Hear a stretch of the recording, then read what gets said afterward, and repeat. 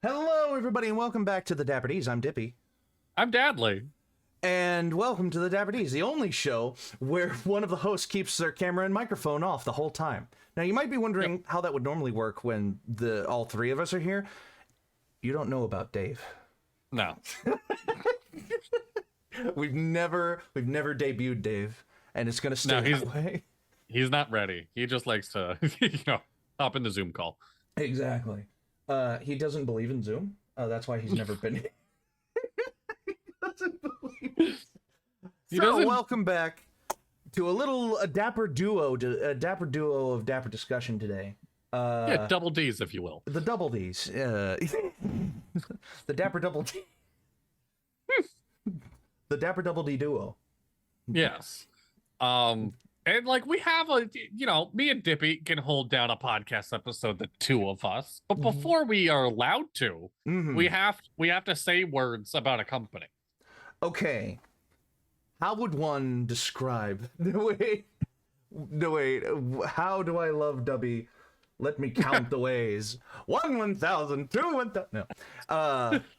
From Who Framed Roger Rabbit. W.GG is a lovely little energy supplement company that provides a powder-based water drink flavoring substance for you to get your caffeine. I went way too scientific with that.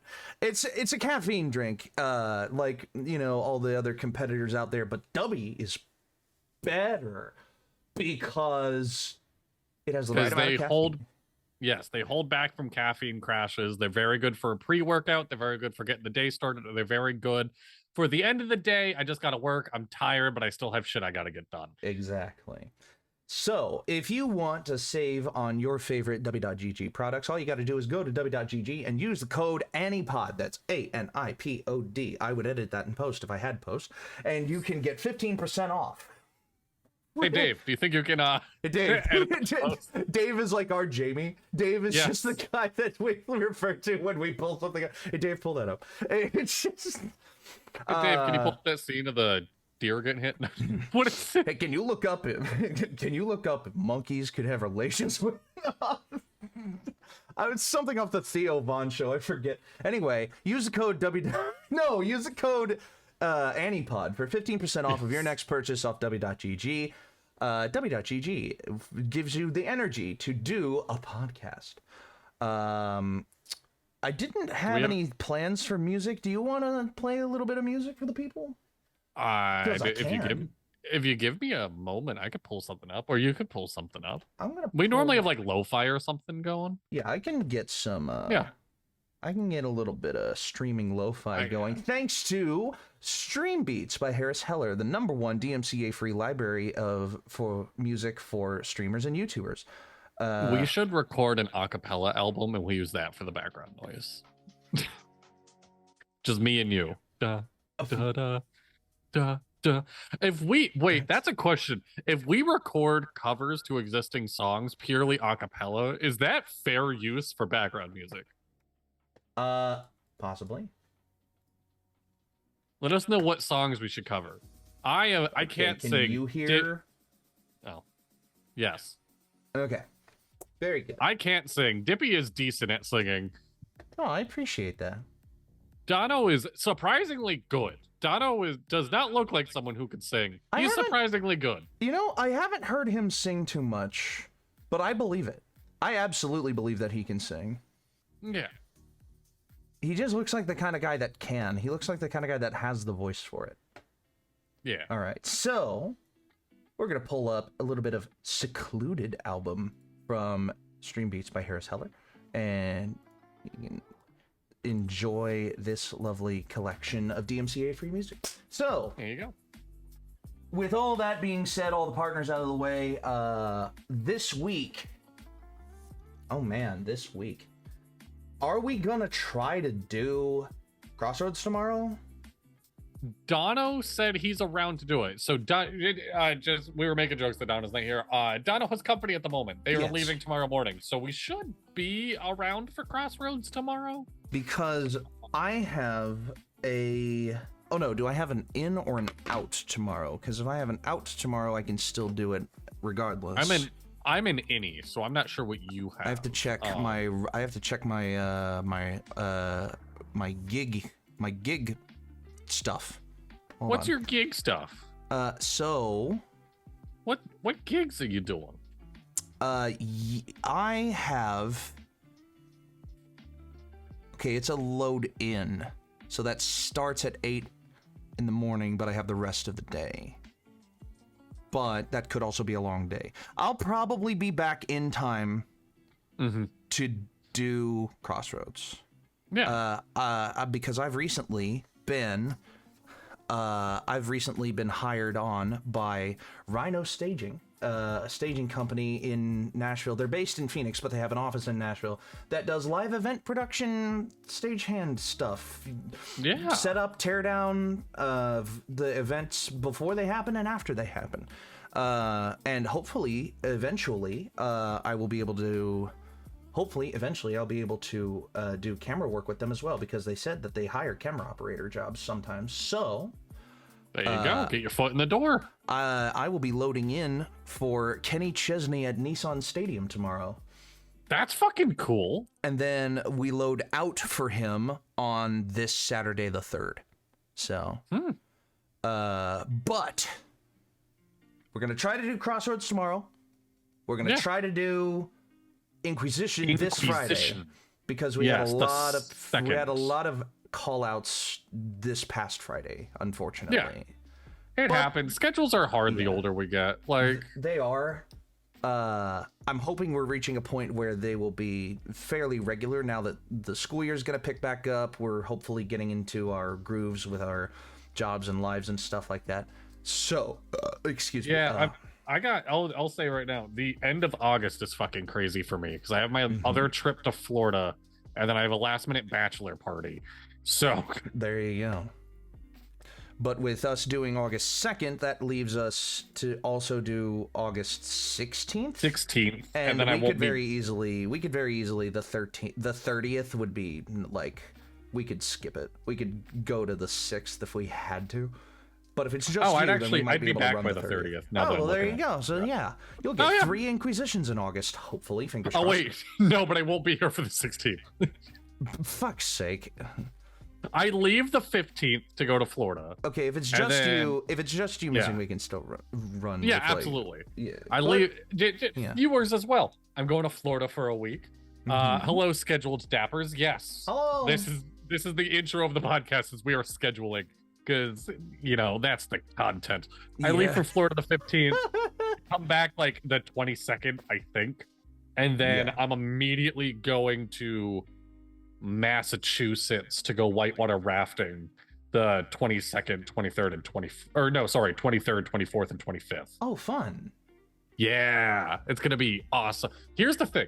The people that I'm planning, oh god, I just now realized the person that we're planning this bachelor party for does not know yet, and he is my best friend in the world, so I hope he doesn't watch tonight. Okay. He has popped into stream before. The people that we're going with, I was like, hey, we can do 2 options. We can go on a raft with strangers and go do the big rapids, or you get your own little tiny ass fun yak and you can go do the small rapids. Dippy, which one would you pick? Oh, I would absolutely go down by myself. I would do the solo thing, because I don't want to be in a boat potentially with a person who is gonna be like screaming bloody murder, like, we're gonna die. Like, I don't want that in my life. I don't. I was the only person that wanted to be in the raft. I was the only person that wanted to go down the big rapids on the raft. That's nuts. Couldn't convince anybody else, but it should be a fun time. Well, there you go. Yeah. So, with a lot of introducing and stuff out of the way. Oh yeah, next week we play Uno. That's what I have written down. Is we're gonna play Dapper D's Uno. are gonna play Uno. So we're gonna bet $1,000 a hand. Hey, I'd be able to pay my rent finally. No. I said that as if I don't pay my rent. I do pay my rent. I haven't paid rent in 4 years. I say that as if I don't pay my rent. Okay, so with all of that said, it's time to just kick back and relax is just 2Ds. 2Ds. You know, Two-dimensional Dapper Ds. two-dimensional. So I don't know how much of peeling back the curtain this is.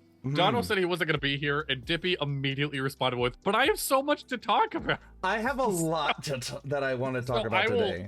I have one thing I want to talk about. We can get to that later. Oh my god. Okay. What's going on with you? What's going on in that headspace? Well, first and foremost, I'll do one about me, one that involves you, and then one about me again. Yeah. So we're even scheduling the podcast. Whatever, man. You know. All right. So I have had a couple of. July has been a very good month for me.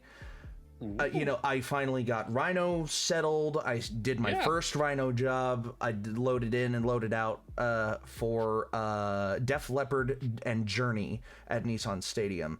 That's awesome. And that was a really fun experience. I am going to say some things and not say other things. But something I know I can say is I went out on I was on the out day, on the day that we were breaking everything down. We started at 10:30 at night and ended at 2:30 in the morning, and I loved every second of it. When I got there, I met a guy named Thomas. He's a really good guy. He came up from Texas Tech.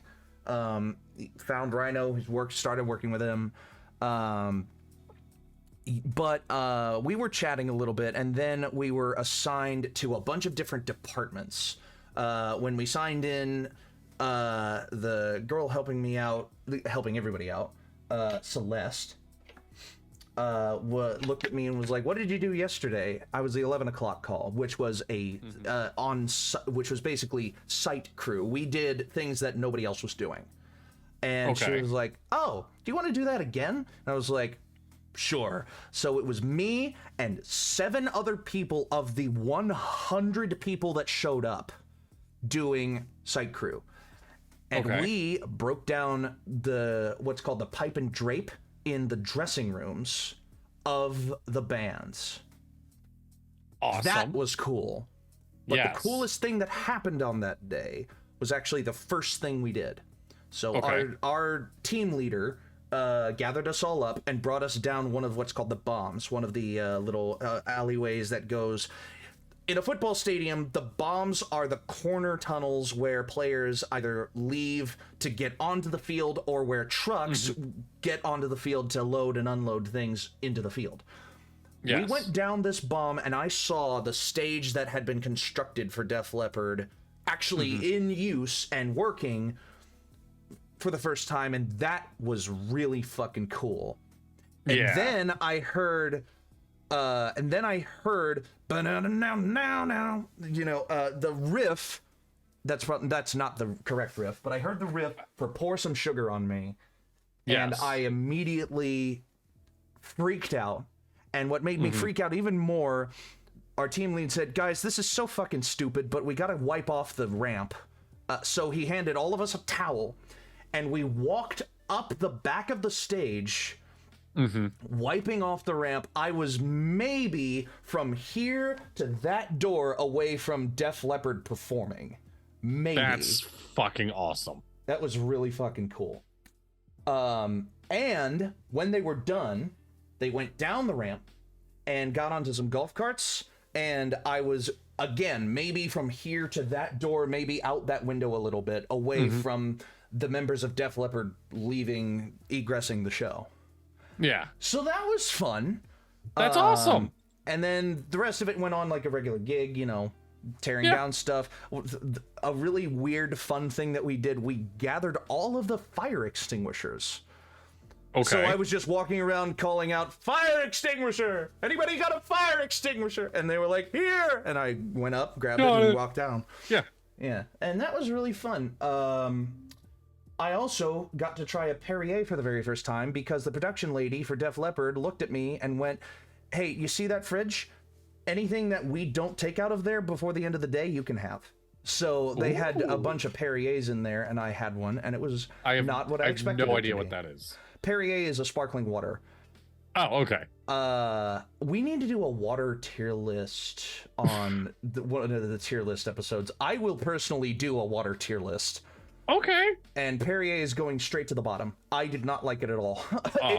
Because Europeans have sparkling water as their regular, like, water is sparkling water or mineral water.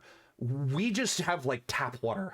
Like, it's... Yeah, or filtered water, or, you know, smart water. Yeah.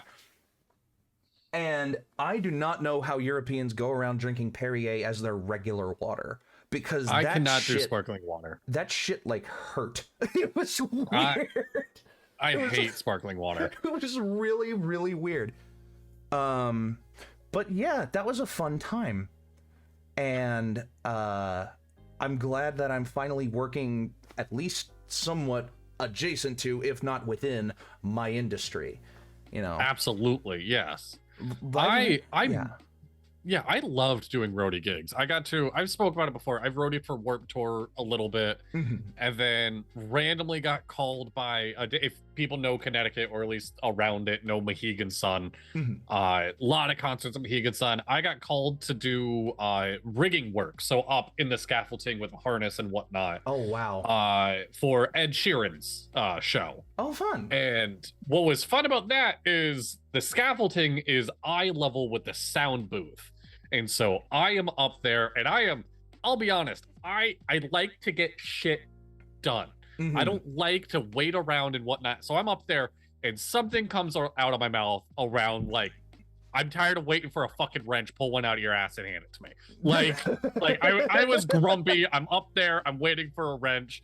And then as I say it, I look up, and Ed Sheeran's in the sound booth, and we're just locked eyes as he heard me say that.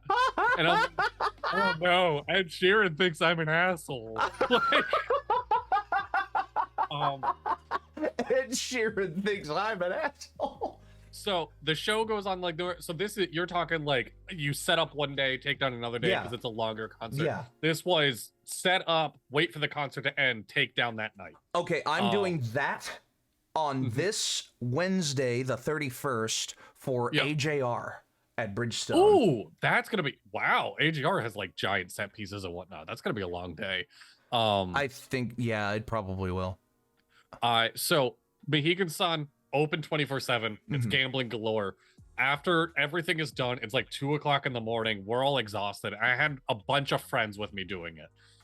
We're all like, let's go get Krispy Kreme donuts. They're still open. I would die for a coffee right now. The tour manager that apparently has been best friends with Ed Sheeran since like preschool. Wow. Walks up to the group of us all hanging out, having coffee and donuts, and looks at me specifically and said, hey, Ed Sheeran saw you just working your ass off and whatnot. Donuts are on us. Like, we paid the bill. Like, if he's ever coming to Mohegan again, we want you a part of the team. And like handed me his business card. Oh, wow.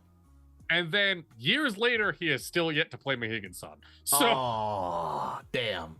Yes. That's well, you know, you got the card. I have the business card for Ed Sheeran's tour manager. You are not like 6 degrees of separation. You are like, boink, I'm one. You are right there. Yeah. That's really cool. That's really cool. Yeah, that was fun. I also have. Do you get T-shirts from the jobs that you're doing? So at this one that I did, they had T-shirts for literally every department except site crew. The site crew, we got a purple vest, and we had to return the purple vest at the end of the day. Yeah, Thomas got a red shirt because he was what's called a pusher. He literally just stood around pushing shit off the stage onto trucks. I did one push. And apparently I picked the heaviest fucking cart in the entire fucking set. And then I like pushed it by myself up this hill, up this bomb. It's a sloped bomb. I pushed it by myself up this hill, down the hall, down another hill, and lined it up with a truck. And when I let go of it, I took 2 steps away from it, and a guy who saw me pushing it was like, you know, that cart was probably a twofer. And I was like, Really? And no one stepped up to help? They were like, "No, man, you look like you got it." So apparently, I am, you know, you're a twofer. Yeah, I am a twofer. Mwah, mwah. Yeah. That was really fun. I also did basically a sled push with a cart full of base plates that all weighed like 50 pounds each. So base plates for pipe and drape are really heavy because the bottom is heavy and the pole is super light because you want it to put up or torn down super easy. But the plates themselves are stacked on a pallet or a cart. Fucking unreal how heavy this cart was. And I was like, where are we going? And like lined up like this, like, where are we going? And they said that way. And I was like, okay. And I like chug my fucking legs for about maybe 50, 20, 25, maybe 30 yards down this hallway. And I just like coasted a little and I just kept fucking pushing. And I was walking past these security people, and the security people saw me doing this. One of them went, woo! And I went, is this what linebackers do every day? And I love that, yes. I let go, and I was just like, I literally had to stop in place, or I was gonna pass out. It was really... I'm learning that I'm pushing a lot more weight than I'm worth. Like, it's like, or not, a lot more weight than I can handle. Uh-oh. Oh, did you freeze on my end? A little bit of internet. It was my end. Yeah. Okay. All right. I learned that I'm like pushing a lot more weight than I'm giving myself credit for. Like, you're a strong guy. Yeah. So that was really that's good. Literally why I became a rigger, so I didn't have to move heavy shit. Nobody else wanted to do the job because they were afraid of heights. I'm not. I rock climb all the time. I'm used to a harness. Like, see, I would love to do something like that if I was like harnessed in and I was safe and I knew I wasn't gonna come down again. Like, I would love to do that because I'm not afraid of heights in that way. You know, I look down and I'm like, oh shit, but I don't look down and like get paralyzed and unable to move. Yeah, that kind of deal. You know, the only time it fucked me up was the one stint I did for Warp Tour. A lot of the smaller bands that didn't have like, hey, this whole set piece is for our set, like this big banner or whatever. Just the smaller bands of like, hey, we're gonna hang this canvas with our band name over the main logo that's there so people know who we are. Oh, well, there you go. That, yeah, it worked. But those are the times you couldn't be harnessed in. You're literally just climbing the scaffolding with a heavy-ass canvas. Oh, fuck. And it wasn't that, it was probably 15 feet. Enough to hurt, not enough to really do any damage. Enough to hurt, not to kill. Yes. And I hated that shit. But at the same time, a lot of bands would step up and do it with me. Like, I distinctly remember Stick to Your Guns. Very much like grab the other side of the canvas. It was like, no, this is a 2-person job, and the lead singer climbed the other side of the scaffolding with me. There was another one. Who the fuck was it that like was yelling at me for climbing it? He's like, no, we could have done that ourselves. It wasn't Makeout, but it was like that kind of like poppy vibe. I don't remember them. They did a lot of Warped Tour bands go places. Some don't. It's one of those. Oh, and Man Overboard, way before they were famous. They were like 9 a.m. opening set of Warped Tour. There you go. Had a canvas to put up. I went up and did one half of it upside down on accident. Oh, dear. And the lead singer was chuckling. He's like, you know what? People will remember the band that put up their logo upside down, and we left it. That's unbelievable. Yes. Very cool. Good stuff. Yeah. So the one that I was going to directly involve you in, is I just recently, my mother came in to visit this weekend. Yep. But she did it a little differently. She came up on Friday morning, and we did our shopping and we did everything to get it out of the way. I would have run Inquisition with her here, but when Inquisition got canceled, it was like, okay, we have the rest of the day. So the next thing that we did is the next thing I'll talk about. So I'll skip ahead to today and yesterday when we went and got, we went out because we had nothing to do yesterday after church. because there was no NASCAR race and football's not back yet. So Yep. the Olympics were on, but we weren't watching the Olympics, religiously. Yeah. Two things to directly involve you in. The first being, we went up to McKay's again. I've told you about McKay's, Yes. but you didn't go with me because it was too far away. Yeah, we were like 45 minutes away from it or something like that, and we had stream in like 2 hours, so it was a tight window. It was a very tight window. We weren't gonna be able to do too much. But the next time you come down, we're definitely going to McKay's. Yeah, you're not even the only person. The people I was staying at told me like, "Oh my God, you would love McKay's. You should try to take a trip to it." Yeah, there are a couple. There's one in Nashville. There's one in Knoxville, and there's one in North Carolina. But we went and we picked up some of our stuff. She got a bunch of books. She got a movie that she hadn't seen in a while. I got these albums. Ooh. I got George Ezra, Wanted on Voyage. And I mainly got this because Budapest is on it, and that's one of my favorite songs of the like early 2010s. I got Voice Notes by Charlie Puth with this weird ass cover that I didn't think was Voice Notes at first. The normal Voice Notes cover is just like a profile of his face in a black background. Yeah. On Spotify, the cover is just his face on a dark background. This is him in a white bedroom with a piano, and it's the same album. It's just, I don't know. And then I found something I didn't know existed, and I didn't know I needed as badly as I needed it. I found the acoustic version of Alanis Morissette's Jagged Little Pill. Oh shit, okay. So 10 years after Jagged Little Pill came out, Alanis Morissette re-recorded every song off of Jagged Little Pill with, unplugged. No electric instruments, no microphones, for like drums or guitars or whatever. Just in a studio with overall sound, and there were violins on a couple of the tracks, but it was mainly just acoustic guitar and simple drums and piano, like just unplugged piano, just like a grand piano. And it's so good. It's so good. I bet. The acoustic version of You Oughta Know is fucking incredible. And I'm spoiling one of the recurring segments by saying this is my media pick of the week. Alanis Morissette's Jagged Little Pill acoustic is fucking incredible, and you need to go find it. I don't know if Spotify has it. I don't know who would have it, but I'm looking at Spotify right now to see if they have it. Jagged Little Pill acoustic. Jagged Little Pill acoustic. It's hard for me to type while we podcast. I don't know if I've ever talked about this because my microphone's right in front of me, so I can't have my keyboard also there because it's a stand microphone. It just sits on my desk. Mine hangs above me, so I have everything in front of me, but yeah. Yeah, I need that, especially now that I got the new desk and it can hold it. Like, oh, there you go. Jagged Little Pill acoustic. Yes, it is on Spotify. So go listen to it on Spotify. It's fucking incredible.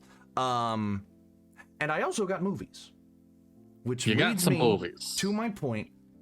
I watched one of those movies today. And I know in the past, hey, Lost Cows, good to see you. Hello. And I know in the past, you've asked the question, or someone has asked the question, what is the best bad movie you have ever seen? Yes, we've talked about this before, yeah. I have a new answer, and it's the movie that I watched today. Okay. But I wanted you to answer that question first. The best bad movie you've seen. What your favorite bad movie, like a movie that by critical standards and audience standards was not good, like sub 50 on Rotten Tomatoes. Yeah, I would say. I think last time we talked about this, my go-to answer was The Covenant because I have such nostalgia for that movie. The Covenant is like think of a witch movie, but then make it dudes, make it a bunch of guys. They're drinking beer. They're not witches, they're warlocks. Don't use that word. We're a bunch of guys. Like, that's the whole vibe of the movie. That's unbelievable.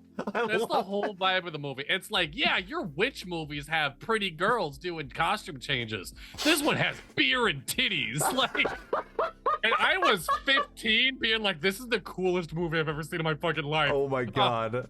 Oh it's my really, God. it has Sebastian Stan. It has other big actors that I can't remember. It was like, but all before they were really famous. Like, So, yes. with that in mind, I watched a movie today, and I don't know if you're going to recognize it. I don't know how many people are going to recognize it. I told Lost Chaos about it beforehand. I watched a movie called The Oranges. The Oranges. It stars Hugh Laurie and Oliver Pratt and a couple of other good actors, and it's a weird one.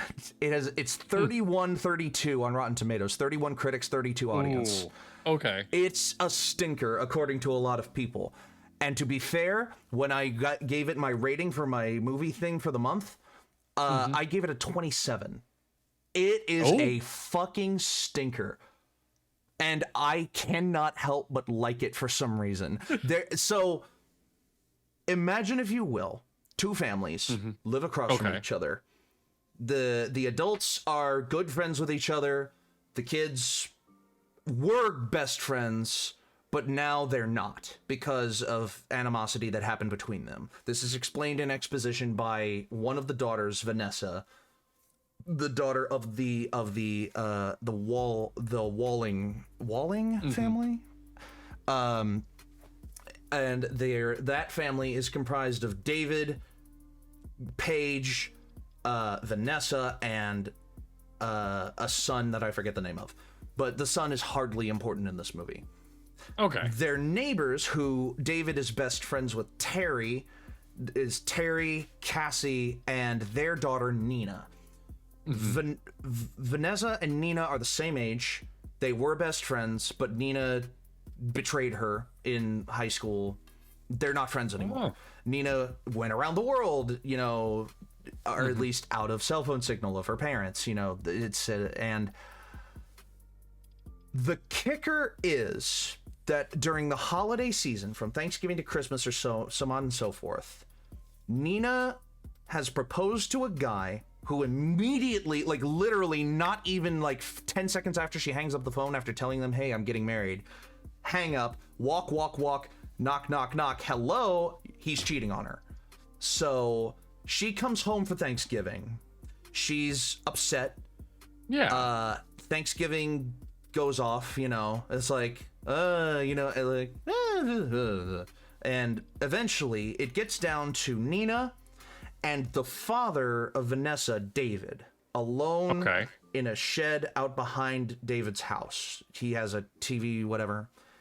They sit together on the couch, and without saying a word, they kind of like, Nina kind of leans over, and David looks and sees it and kind of leans over as well. And they kiss. Oh. And the rest of the movie is David having an affair with Nina because his marriage is failing, and the repercussions of what happens after that point. Okay. David, Hugh Laurie's character, is stated in universe, in script, to be at least twice Nina's age. Oh. But in universe, Nina is 24. She is a grown-ass adult. Yeah, she's an adult. Yeah. So the problems start. Yes. Covenant, why? I wanted to explore why the rest of the world knows and sees that these movies are bad. So why is the Covenant like a generally bad movie? It's just like, bro, it's just like it's the real reason why it has such a bad rating is because teenage boys don't write on Rotten Tomatoes. Yeah. Like, you know what I mean? Yeah, if it was rated by everyone from the age of 13 up instead of like so it's whatever like fucking movie reviewing ages, it would definitely go up. So it's like edgy, you know, kind of controversial, maybe a little, sexist, like toxic masculinity. Yeah. Yeah. So The Oranges manages to push so many different buttons they push the extramarital affair button because because David is having an affair with someone before he gets a divorce. You know, his marriage is failing, but he hasn't gotten a divorce yet. It manages to push the age gap button because of the reason I just said. It manages to push the immature adult button because the parents cannot have an adult conversation about any of this. There are a couple of times where they look and they're like, oh, if this is where this is going, I need to ask you some questions. And it's like, oh, okay, they're gonna handle this like adults. And then it's like, do you know this feeling that you have? Do you feel like it's genuine? Yes, I do. If blah blah blah, like genuine question. And she finishes that line of questioning with, "Are you prepared to suck on David's old nasty balls?" And it's just like, you had to take it there, didn't you? And it was one of those things that's just like, it's very ageist. Like, in a major way, but it's so realistic because if this happened in real life, if the movie played out exactly as it played out in the movie in real life, that's probably what the other characters would do. It probably is, given the close connection, given the portrayals of the past, given the feelings that everyone was feeling over the course of the movie. It's so realistic and it's so funny. There are points where I genuinely laughed for more than 5 seconds. You know, that's a benchmark. If you're laughing beyond the 5-second mark, it's actually really funny. But it's so problematic. I get that. The way I get around it is I imagine it's a headcanon that House moved out of the New York, changed his name, and finally went on that relation with the younger girl that he always wanted. Oh my god, yes! Oh my god! It's a great headcanon. It doesn't fit contextually because you don't see any other character who was ever on House, but Oliver Pratt is the psychiatrist from Chicago Med. So there you go. It's kind of works somewhat. I don't know. It's really weird. I recommend it. Yeah, I hate it. It's a bad movie. It's a bad movie, but I fully recommend it because it is weirdly right at the very end. I felt like heart touched. I felt like something happened right at the very end of the movie that was like, okay, that was kind of satisfying. Yeah, I do recommend it. Yeah. All this talk made me like flashbulb memory. Remember of a movie called Gummo. It was the first Gummo. Yeah, it was the first, like, what would you call it, like, experimental movie I ever saw where there's no plot really. It's just like it. All right, so Gummo is the story about this mute kid that all he wears is like shorts, bunny ears, and tennis shoes, wandering around a town that was struck by a tornado. Oh my god. Wait. It is one of the weirdest movies I've ever seen in my life. Like, there are scenes of like him playing in a bathtub in spaghetti. That's literally like what I Googled to remember the name is like movie with spaghetti in bathtub. 1997? Experimental drama? Yeah. Yep. There's scenes of this kid getting bullied, which are like not just uncomfortable of like, oh my god, this mute kid is getting bullied, but the bullies are just really weird, like screaming at him of like, he smells like cat piss, and Gummo's just sitting there. Like, it's a very strange movie, but it was the first time I ever watched a movie that I was like, oh, there doesn't have to be a reason to a movie, does there? Yeah. That's what's called pure cinema. Cinema made for cinema's sake. That's what the topic of my next YouTube essay is once I actually work on it. Well, this, because I'm going to talk about maybe a little, I just maybe a little close to home. Yeah. I looked up the Wikipedia article, and it says Gummo was shot in Nashville, Tennessee on an estimated budget of $1 million. And I was like, yeah, great. I'm so glad that this was shot in my hometown. Well, like one of my hometowns. Okay, but the reason I bring it up is Rotten Tomatoes score. Critic, 38%. Audience, 73%. See, that's a difference of opinion between critic and audience. Oranges does not have that. The No. Oranges doesn't have that because the critics of Oranges are 31 and the audience is 32. It's just a consensus. It's just a bad movie. It's not like a cult classic movie. It's just a bad movie. But I cannot help but actually like it. Hello, Aludra. Good to see you. Can you think of... Oh, hi, Ludra. Can you think of movie, and this is kind of in the same vein of like bad movie that you like, movies that other people were like, this shit is boring, but you really enjoyed it? Because I've tried to show my friends movies that I've enjoyed. I've tried to show my friends the movie Mud with Matthew McConaughey. I love this movie to pieces. I've wanted to watch Mud. I haven't had a chance to yet, though. Get ready for Matthew McConaughey to travel 5 feet. I would not be surprised if throughout the entire movie, besides flashbacks, he moves 5 feet. It is a very, very slow movie. What? It is a extremely slow movie. The movie is a story that is like it feels like, I love this movie to pieces because it feels like I am sitting around a campfire and Matthew McConaughey is like, I'm gonna tell you some fucked up shit now.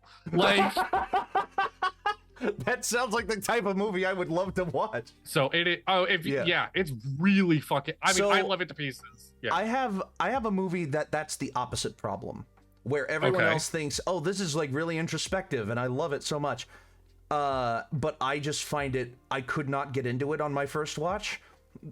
Tree of Life by Terrence Malick. I'm on your side. I'm on your side. Tree of Life. So Tree of Life emulates the Book of Job from the Bible. Like, it's been talked about a bunch of times. It's been emulated a bunch of times. You know, people have talked about that, and they're like, "Oh, this is a really good movie." You know, it's powerful. I had to turn subtitles on to understand half of what the people were saying. And when I could understand what the people were saying, I found it to be a little, like, preachy. And it moves pretty slow.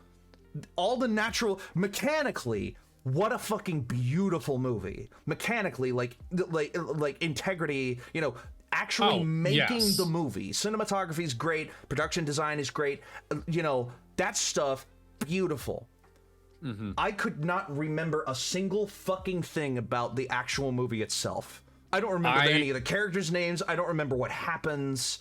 All I know is Sean Penn is in it for like 5 seconds. Brad Pitt as well.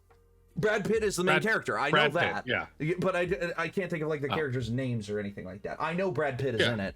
And I thought, what the hell did he get paid to do this? Because it was not enough. He did not. Yeah, I remember seeing it once. To truly answer your question, I just remembered one. Boyhood. So many people dislike Boyhood because it's like kind of like they call it like surface level. They call it, you know, like, and it took 12 years to make a movie this bad? Question mark. Like, I loved Boyhood. It is such an interesting little... It is such an interesting story because the way I see it, the movie starts at this boy's earliest tangible memories. Grim! Hello, Grim. How you doing? It's good to see you again. You know, Boyhood is like, it starts at his first tangible, important memories, and it ends when he's no longer a boy. Like, it's a great... through line. It's a great movie where the main character literally grows up over the course of making the movie. You know, it feels like he changes, not just because the script told him to. Like, it's really good. I like it. I know a lot of people who don't. I recommend that you do because it's really, really good. Ah, shit. Do I have a fucking... Hold on. I need to go grab a water. Vamp for a minute, Dabley. All right, well, Dippy's stepping away, and we're talking about movies. This is a question I'm pretty sure Dippy has already answered, but I will throw it out to y'all in chat. There are the 3 most important movies you will watch in your lifetime. The first one is the movie that made you fall in love with movies. For me, that's SLC Punk. I love that movie to pieces. The second one is the movie that you know in your heart, regardless of time and budget, you will never make a better movie. For me, that's Jaws. I will never, or True Romance. Those are both great options. I will never make a better movie than those movies. And the last most important movie is the first movie you left the theater thinking, I could do that better. For me, that is a cure for wellness. I hate that movie to pieces. I'm mad to this day that I spent the money on a movie ticket to go see it. I hate that movie so much. It's such a great concept. The concept is just an insane asylum with somebody who might be immortal. And I can't say any more without spoiling the movie. Really cool concept that was brought down by, we're going to have gross visuals because that's a good way to make the audience uncomfortable. And that's an emotion we want them to feel. When you can do that through a script better, and there are other emotions you can make an audience feel. So, Dragon Wars horror movie. I saw it for free and still wanted my money back. That's incredible. I gotta look up Dragon Wars. So, I've never heard of it. The movie that made me fall in love with movies. Oh gosh, I remember answering this. I don't remember what my answers were. I don't either. I'll be honest. The movie that made me fall in. Oh, Treasure Planet. I loved. Okay. I loved watching Treasure Planet for the first time.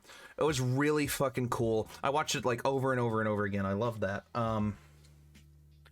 Once in 500 years, ancient mythical creatures come to Earth, wreaking havoc and destruction. This time they must be stopped. Dragon Wars D War. Hell yeah, brother. Atlantis, How to Train a Dragon, and Aragon. Great fucking yes. That's a great list. Yes, Aludra. Oh my god. So, given all the time and money in the world, I could never make it better. I mean, that would have to be Avatar, like the original Avatar, Blue People Avatar. Flag on the play. Nope. I know exactly how you can make it better. Oh, really? Don't fucking name it Unobtainium. What a stupid name. What a fucking stupid name.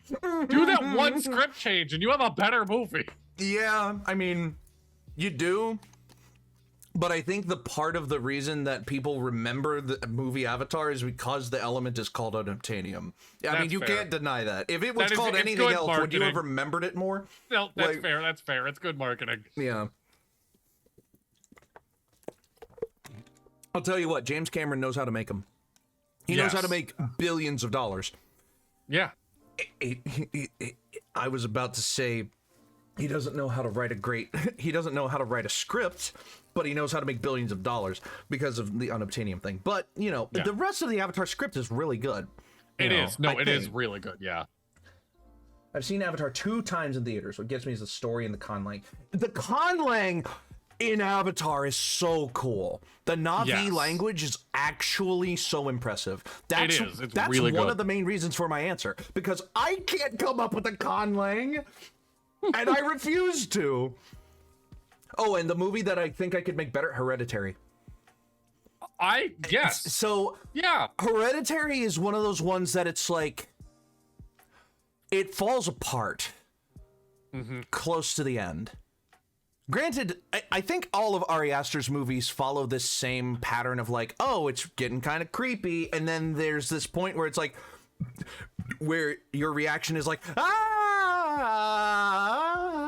Yes. Like this is where this movie went. Midsommar is the same way. I don't think I could redo Midsommar, because Midsommar does what it does well. It's just really weird. Yeah. But Hereditary, I think I could do it a little better.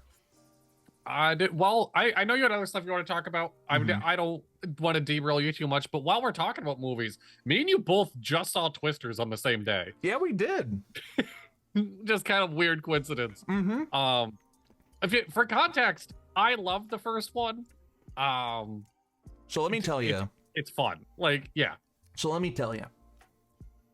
On my list, on my movie diary. Yes. You want to just share that while we're talking? You want to share it while we're talking? Yeah. I'll show you. Yeah. Give me 1 second, because I got to set this up now. Yeah. Okay. Let's So let's see. 176 movies. Yes. Holy shit. You see that correctly. Okay, wait. I need... No, I don't. What am I looking at here? Zoom. Did a Mel Brooks Isn't there marathon? a way? Isn't there a way? Hold on. I thought there was a way for me to for the Zoom meeting itself to be in a. Oh yeah, there it is. Okay. Okay, so if we're back here, I'm so sorry. I know this is going to take forever for me to set up. Window capture. In the second movie, they made their own sign language, not based on any other sign languages. I had no idea. What, That's fascinating. did? Yes. Really? I'll be honest. I didn't see the second one. I haven't gotten around to watching it. It's a long fucking movie, and that's a time commitment that's hard for me. Okay. I plan to watch it. I just haven't seen it yet. Okay, so I will do this real fast, where I'm just going to minimize the window, but maximize the text, and I'll navigate around it as I need to. Yeah, do what you gotta do. And then... For context, for people that don't know, Dippy's New Year's resolution was to watch 300 and something movies this year. Right? Yes. Yeah, so he 251 specifically. There we go. 251. So that's awesome. And he's been doing great with it. And there's this big spreadsheet, and I get excited to see the spreadsheet. the chances I get. Aw, Dadley, I appreciate that. I do.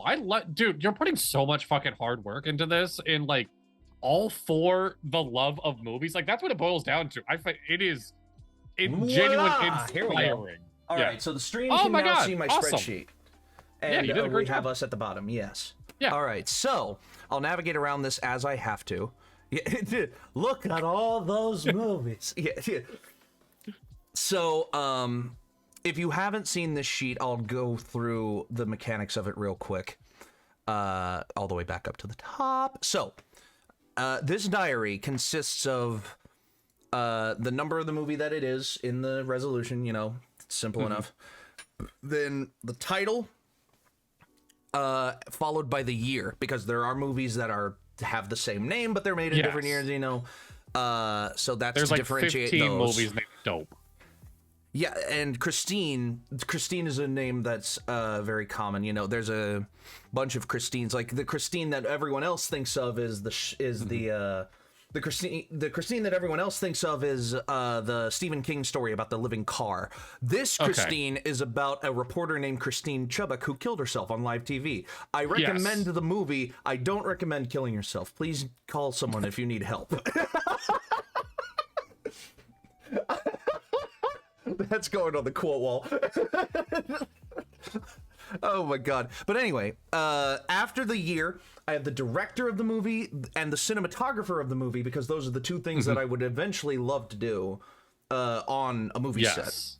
The medium that I watched it on, I've watched movies in a bunch of different places in a bunch of different ways.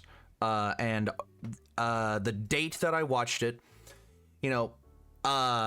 because there are times when I take breaks from watching a movie, and sometimes I'll watch multiple movies in a day. My score, and people have a hard time understanding this. I'm going to try to explain this. Yes. So, my scoring system is 1 to 100. I start at 100. If a movie has a problem, I knock off points. If it does something I like, I give it points back. On Letterboxd, it's different. Yes. So Letterboxd only does 5 stars, which is 10 levels. You can do half stars, which, again, I have a problem with that too. I could go on a whole rant about scoring systems, like review scoring systems and stuff like that. I could. Okay. But to keep it simple, to modulate my score to Letterboxd is a bell curve. 100 is a perfect movie. It's great. It's 5 stars. Yes. In 5-point increments below that, I knock off half a star. Okay. But Dippy, that only brings you down to 0 stars is a 50. Once I hit 55 or 45, whatever it is, and I illustrated it on a piece of scratch paper that I still reference. So you can see from 59 to 40 is just a half star because you can't give a movie 0 stars. I mean, you can. Oh, okay. You can, but it doesn't show up as a review at that point. It just shows up as like, oh, I watched this movie, you know? Yes. But, to go through Twitch really quick, Spaceballs, yes, it is an amazing movie. Tick, Tick, Boom, Yeah. I'm very happy that I was the one that put Dippy onto it. It is one of my favorite musicals ever made. Yes. So, yes, I'm right there with you. But yeah, this bell curve represents a core value that I hold, which is a terrible movie is better than a mediocre one. Oh. So, a terrible movie, you can learn how not to make a movie based on watching a terrible movie. Okay. It can be so bad it's good. Like that saying, you know. It can be hilariously bad. You can laugh at how bad it is. Like The Room. And it becomes enjoyable. It becomes an enjoyable experience. Mediocre 50 right in the middle. If you did not improve anything, if you did not follow a theme or a whatever, you know, you failed at being a good movie. You failed your purpose of being a movie by either being so enjoyable that everyone talks about you or so bad that everyone has to talk about you to avoid you. Yes. So that is followed up by the Rotten Tomatoes scores, both critic and audience. Whether I had already seen it at the time that I watched it, whether I liked it by the end, who recommended it to me, that's why Dadley's next to Tick, Tick, Boom, the Criterion spine number, if it's applicable. There's a movie, boutique movie curating company called the Criterion Collection, which basically wants to make the best physical versions of the greatest movies ever made. You'll notice that a lot of my Criterion movies have lower scores than other ones that I've watched. It really puts into question greatest movies ever made, or most important movies ever made. That's what it is. Because I thought greatest, these aren't really great. Most important, yeah, I can see that. And they are numbered by their spines. From 1 to, I think they have over 1,200 movies now that you can buy in their purest form, their best ever physical quality from Criterion Collection store or Barnes and Noble. I added a box recently that I didn't tell you about, Deadly. Whether or not it is part of the National Film Registry, if it was important enough that Congress decided it needed to be preserved in the National Library or the Library of Congress, it gets added to the National Film Registry, and there is a copy kept safe in the Library of Congress. So I added that box, and you can see those. If it is, it's marked in green. If it's not, it's red. And then video just determines. I also have in my... Oop, I need to scroll over for these. Sorry, now you can see them. 4 YouTube videos. I'm not on track to do 4 YouTube videos, I'll be honest. I might be able to do them all like right at the end of the year, but it would be fucking awful. It would be rough. So that might be the one part of this that I cannot uphold, but if I can, you'll see this one first. Koyanis Katsi, Pure Cinema, or How I Learned to Love Asking Questions About Movies. It's cinema for cinema's sake and all this other stuff. Yeah. So now I'll zoom in a little bit and you can see what I've already covered in fair enough fashion. I'll show you these 4 columns: title, year, director, and cinematographer. If it's colored in this orange color, in this orange color, it means it was nominated for its respective Oscar, but it didn't win it. If it's in pure yellow, it was nominated and it won. So, ooh, okay.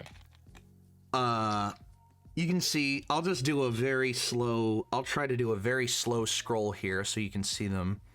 Velocipaster, if I pronounced that right. What a wild ass movie. I have not seen it. I don't know if you're saying it because it's on the list. Did you watch it, Dippy?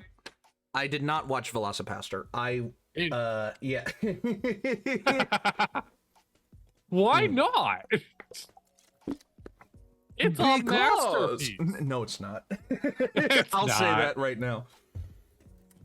I would be willing to watch it though. So again, I've got it on a slow scroll, so that I'll just keep talking a little bit about this. I went and watched Twisters with Mom. Yes. Twisters. How do I put this? The original Twister is fun, and it's a very dumb movie that I love because it's so fun, because it's so dumb. It's a popcorn movie. Yeah.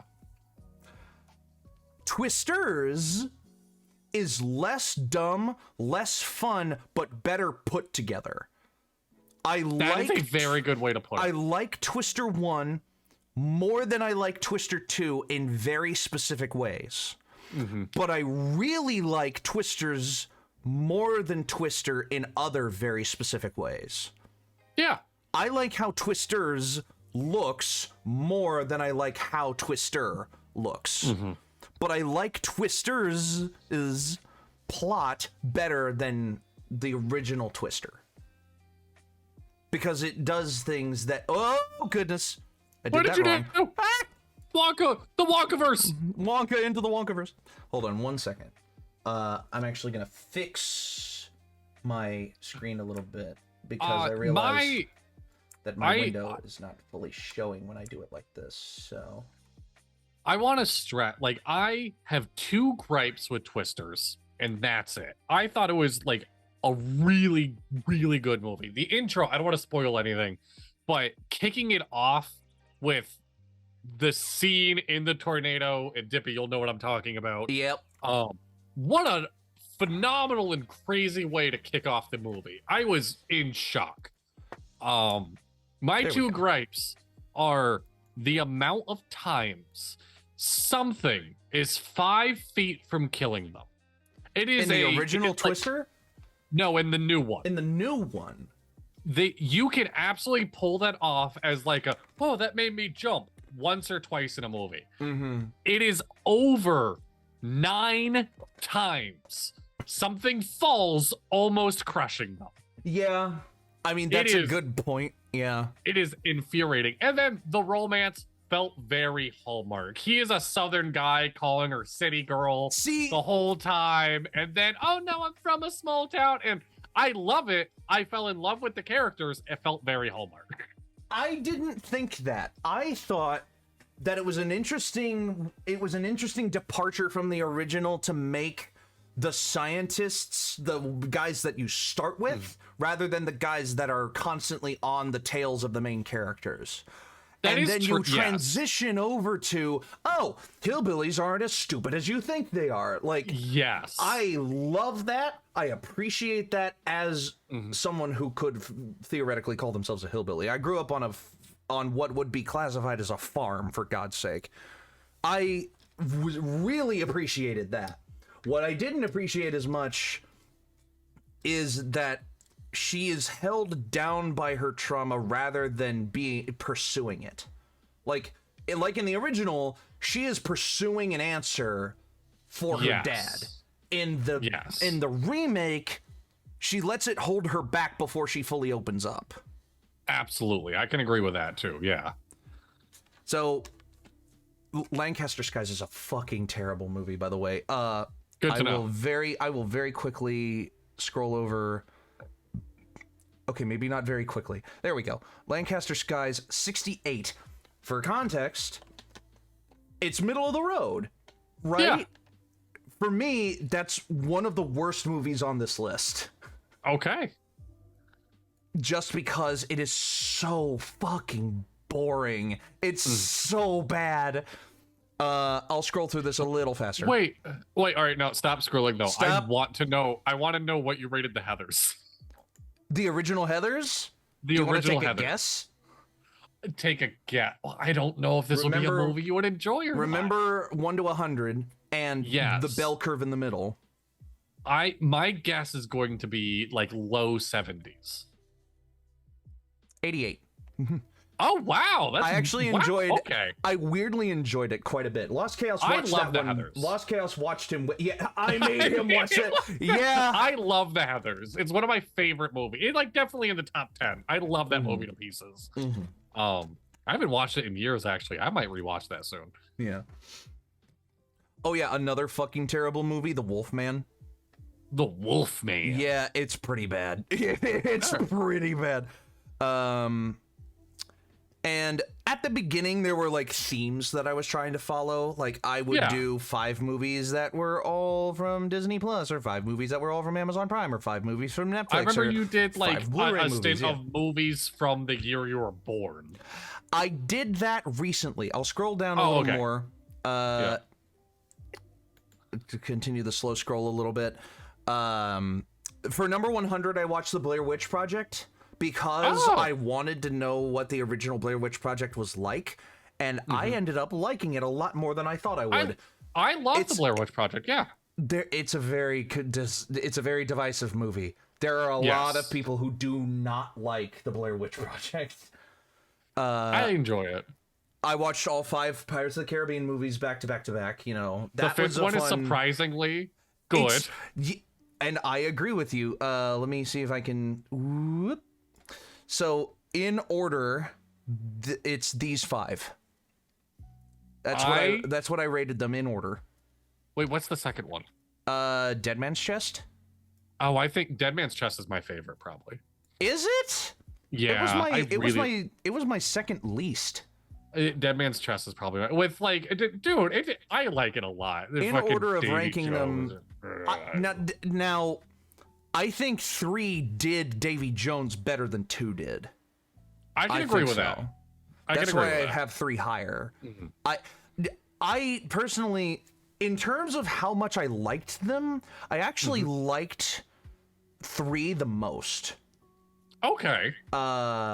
But 1 was just so iconic. The original, you can't really beat the original Pirates of the Caribbean. You can't. No, it was so good. And 4 was fucking terrible. I hated 4. Yes.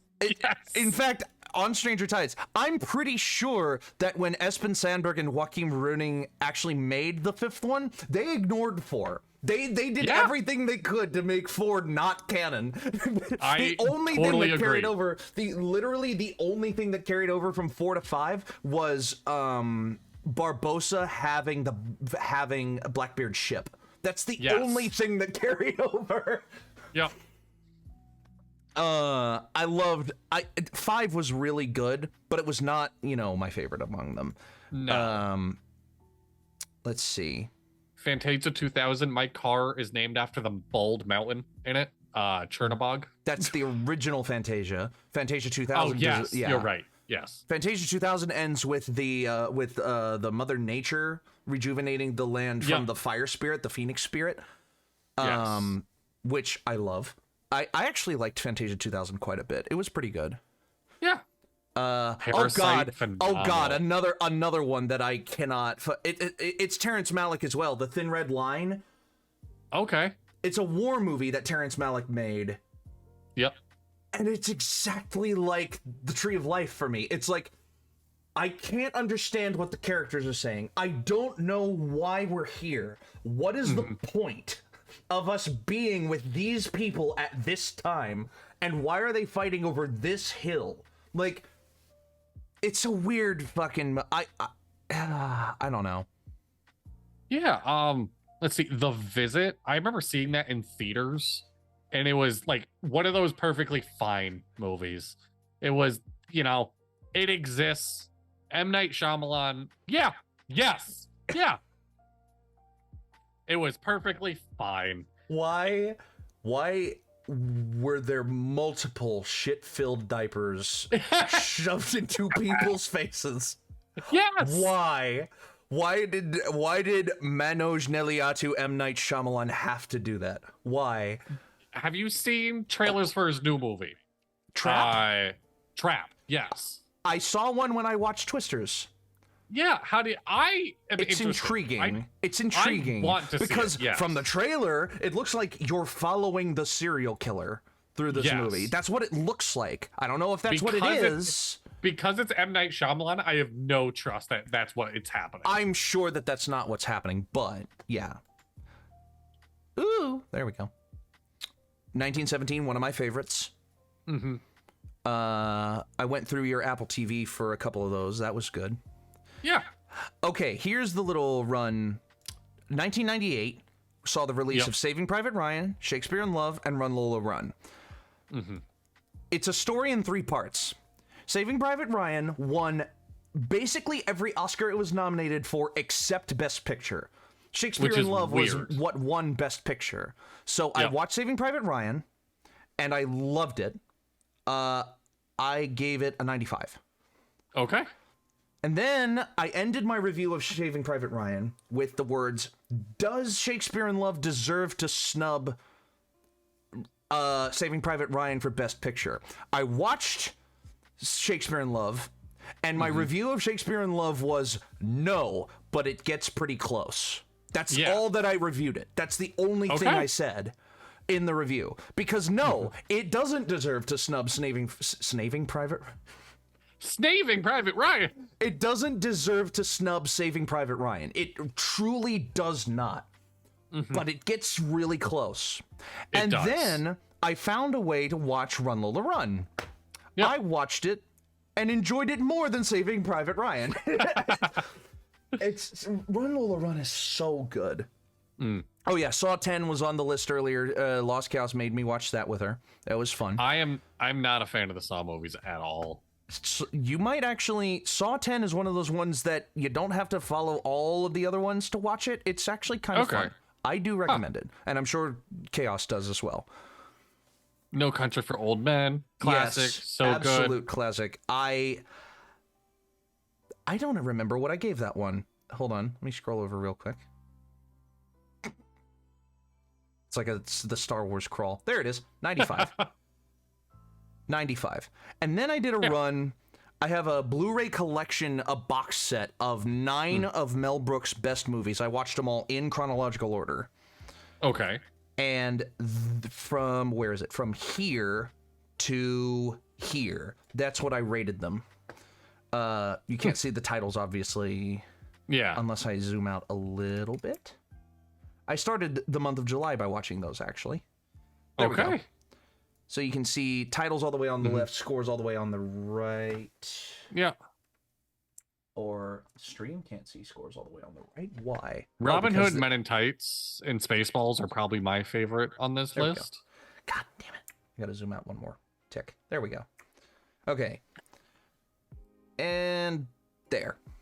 Yeah, so me and you are pretty similar in that, yeah. Yeah. Blazing Saddles is my favorite of the ones that I watched. Yes. In terms of movies I liked the most, I liked Silent Movie the most out of all the movies I watched. Silent Movie is one of those ones that is just like, you don't know a lot about it. Yeah. Or like you don't hear too much about it, but it's... Mel Brooks made a fully, completely silent movie in 1976, which was unheard of. You know, silent movies had been dead for 50 years at that point. And he did a good job. And people don't talk about how good of a job he did on Silent Movie. Yeah. Yeah. And then the most recent ones can be condensed down to this list here.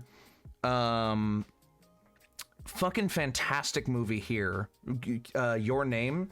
Best anime movie I've watched ever. Highly recommended. I wanted Chaos to watch it with me, but she said, quote, I prefer fighting animes, not lovey-dovey ones.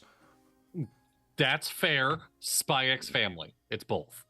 Fair enough. Okay. So yeah, coming down to here to reveal the Twister score and the Twisters scores. Yes. Yeah, that's how I feel. Twister is 8 points below Twisters on my score, but I like Twister more than Twisters. That's valid. Yeah. So yeah, that's oh yeah, and there's the oranges, which I just talked about. At 27. That I think is one of the lowest rated ones of my entire list. I'm pretty sure.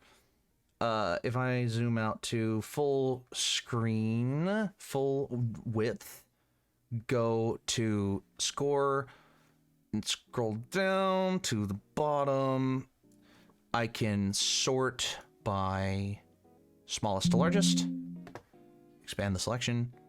No, the Master of Disguise is the lowest. I want to be the Master of Disguise. The Master of Disguise, I gave the Master of Disguise a 5. A 5.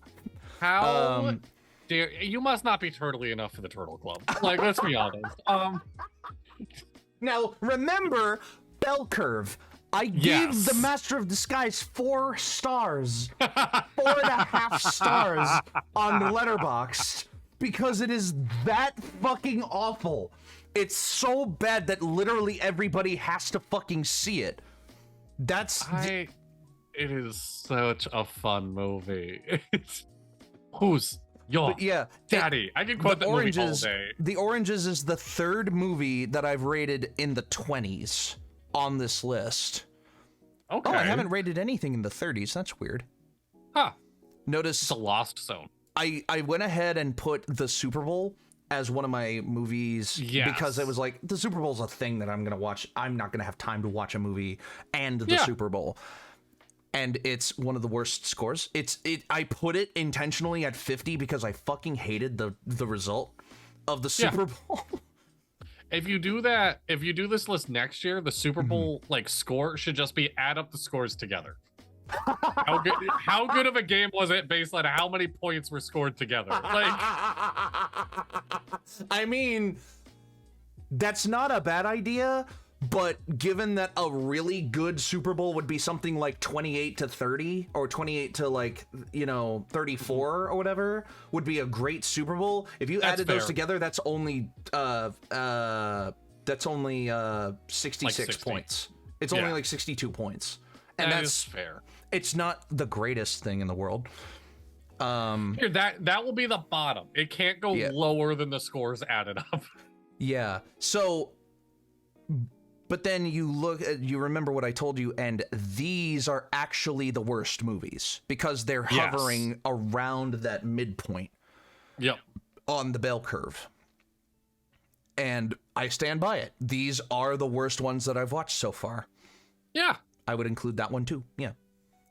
And Planes, which I just watched, is really close to that line, but I like it because it's Planes. I like it because I like Planes. It's as simple as that. So let me swap back to Simple Cam now. Get rid of the sheet. Simple Cam. Save. Don't they sing the What's New Scooby-Doo theme song? No, that's Simple Plan. Oh, my bad.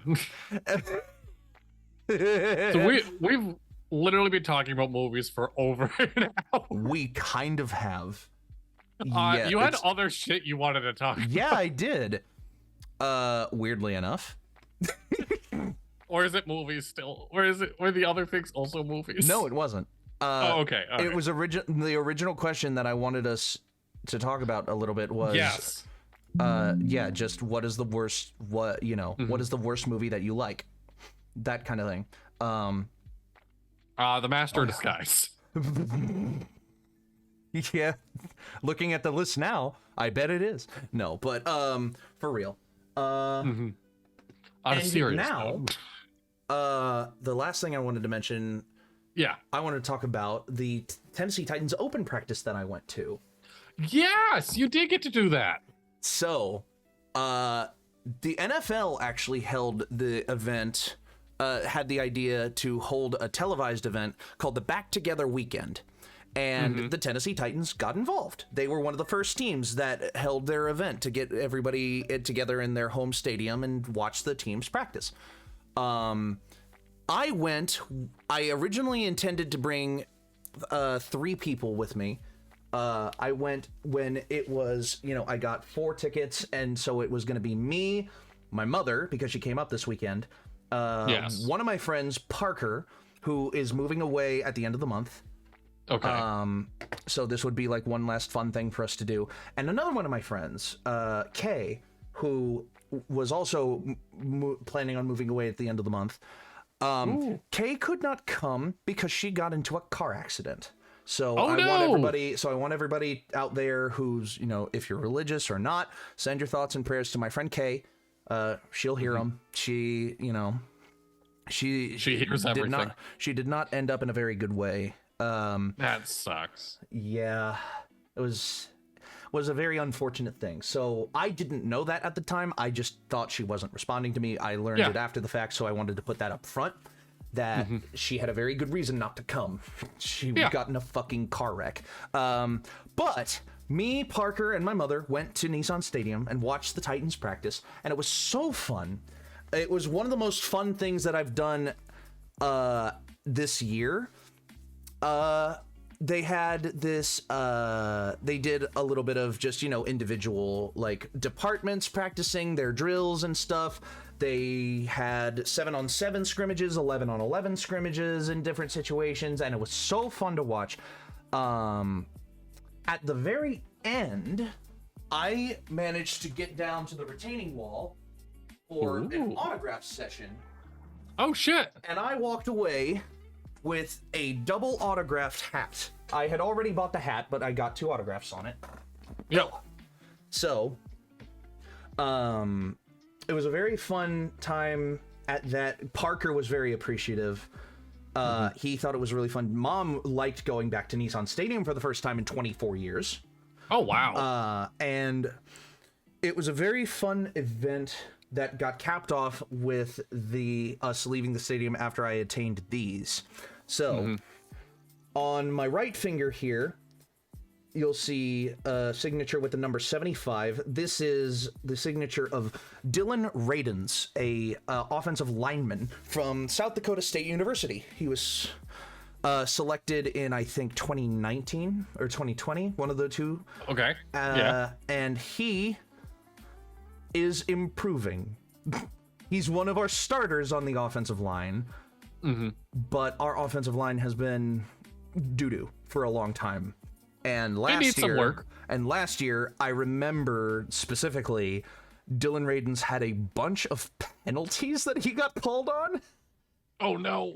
And my mother and I were screaming at the TV to get Dylan Radens to stop committing so many penalties. But he was one of the only guys left on the field by the time I got down to the retaining wall, and he was happy to sign. I was happy to compliment him. Yeah, absolutely. But New York Jets fans and Seattle Seahawks fans know the name Jamal Adams. Okay. As one of the greatest safeties that has played on an NFL team in the last, 8 or 9 years. He has come to the Tennessee Titans on a veteran deal, and I got him to do the other signature on my hat. Awesome. Super Bowl champion, Pro Bowler, one of the nicest people that I met at the whole event. Honestly, he has such a genuine spirit for the game, and it was just a really cool experience all around. It was the first time I got to see the Titans on turf in Nissan Stadium. It was the first time that I saw football in real life. And it was a really fun time. That's awesome. Yeah. I don't know if any of the teams up near you had something like that. I did not hear anything. The closest team to me is the Patriots, which you have to drag me into Gillette Stadium. Yeah. That's a lie. That's a lie. I want to go see the Revolutionaries play there, the American Soccer League team that plays out of Gillette. Yeah. But I could not give a fuck about the Pats. Yeah, exactly. Which is weird considering how successful they were for so long, Yes. Look. So have you've lived in Connecticut for basically a long my period entire of time. life. Right. Yeah. Yeah. So you've been there for all of Tom Brady's success. Yes. I've been here for Tom Brady's success. And I will let you know now. People in New England don't fucking care about Tom Brady. Unless you live in Massachusetts, the rest of New England could not give a fuck about Tom Brady. That's incredible. I cannot stress how much like everyone near me is not a Pats fan. Everyone I know, nobody likes the Pats. Like, so you yourself have said that you like the Eagles. I am an Eagles fan. They are the next closest team to me. I've liked the Eagles for a long time. Right. Most of my friends, and I want to say it's been since before Mahomes, have been Chiefs fans. I don't know why. There's a huge collection of Chiefs fans in Connecticut. I don't know where that came from. Just like there are a lot of Colorado Rockies fans. Well, I think near me. There was a time when the Kansas City Chiefs were the Boston something or others. Oh, maybe. I did not know that. I could be wrong on that. No, well, the Kansas City Chiefs were originally like a Midwestern team. They were like the Dallas Texans, and then Dallas got the Cowboys in a deal in the 60s, and we're like, okay, we don't need this other Dallas team anymore. Yeah. And so they got sent up to Kansas City, and they became the Kansas City Chiefs. So I don't know. That is weird. Yeah, I don't know why there are so many. And if you ask anybody of like, what's the definitive, what is the New England team? The one team New England stand behind, the Connecticut Suns and the Boston Bruins. Who are the Connecticut Suns? What? The Connecticut Suns are a WNBA team, which I know there's a lot of talk right now that nobody gives a fuck about the WNBA. The Connecticut Suns are like probably the most important team in the WNBA, and they have been for a long time now. They fucking run it. They have. Is it the Connecticut Suns? I thought it was the Phoenix Suns. In the regular NBA. Not Connecticut Suns. Oh no, wins. It is. No, it's Connecticut Sun, singular. Oh, Sun. My bad. Sun, the Connecticut Sun. They play out of Mohegan Sun. They are incredible. They're a lot of fun to go watch. I've gone to a couple of their games now. In Uncasville, Connecticut. Yes, so that's the casino. That's Mohegan Sun. Oh, fun. Okay. So, yes. The team is currently the only major league professional sports team based in Connecticut. Aw. Yeah, it's our team. That's probably why a lot of Connecticut love them. There you go. Yeah. Yeah, I don't know. New England, don't fuck with Tom Brady. That's just what it boils down to. Well, there you go. And for the record, Matt Damon as well. Everyone's like, Matt Damon's so New England. No, he's Massachusetts. The rest, ask anyone in New Hampshire, they'll probably say, "Who the fuck is Matt Damon?" Like, that's crazy. They don't give a shit. What about Mark Wahlberg? Mark Wahlberg. Probably also Massachusetts. That's probably actually speaking to it more than anything. I do not remember the last time I've heard anyone bring up Mark Wahlberg. Damn. I forgot who he was when he brought him up. There you go. So, with all that said, I believe it's time I to did move a on thing. to I did a doing thing first. Yeah. I did a thing first. Okay. Before we get into reoccurring segments. Sure. My New Year, we talked a lot about Dippy's New Year's resolution and how on top of it he has been. My New Year's resolution is by the end of the year, have a D100 book done of a bunch of charts. Oh my God, I bit off more than I could chew. That being said, I fell in love with writing a D100 journal of weather conditions. D&D weather conditions. It is done now. Very, very cool. I don't know what I'm going to do with it. I don't know if I just put it out in the universe on its own or wait until the whole book is done. You should wait until the book is done and then sell it through Drive Through RPG or Yeah, absolutely. You can do it through Drive Through RPG. You can do you can do hardcover copies. If you do hardcover copies, I want one because that is a really cool creative idea. I love it to pieces. It is, I don't know, we don't have to talk about this for long, but just writing all these weather conditions made me realize how little we talk about weather in D&D. It is just one of those things where it's always there, it's always happening, you don't hear much about it. So there's a lot of weird shit from just rain to, I'm trying to think, my favorite weather condition I wrote was, I have a separate table for if the gods controlled the weather. And God of the Dead. What the fuck is his name? Kelvamore. Merkul? or Kellamvor or Myrkul, one of the two. Kellavamort. Okay. His day, if he controlled the weather, you can see glowing footprints around you. Mm. And on this day, if you are able to cast spells in any sense, you can cast a lesser version of Speak with Dead. And those footsteps are where somebody took their last step. And you can ask that spirit 3 questions or 3 things. Yes. And I love this 2 pieces. And it's this weird idea that this one prompt of just, what if the gods controlled the weather, has led to a lot of these unique things of the god of war making you like act based on your alignment and your alignment only. You are going to instinct and that's it. So I have a whole chart of how would this alignment act on this day, and just other things. Wrong Rain is probably my favorite thing I wrote, because the whole book is written in like the voice of this old traveled bard, and this is his notebook. So some of the weather conditions have a piece of him in it. Wrong Rain. It's a rainy day, but the rain is coming from the ground towards the sky somehow. His little blurb: great day for pants, terrible day for skirts. That might be one of my favorite things I've ever Wrong Rain is fucking incredible. I love that. So stay tuned for the rest. Now I need to reference what you wrote so that I can potentially use it in Inquisition. Go watch Inquisition on Fridays. Yes. So it is one of my favorite things I've done. I'm excited to see where the rest of the project goes. We are always working on magic items. We want a D100 table of all the magic items we create on this show and adjacent shows like Antipod Jeopardy. Absolutely.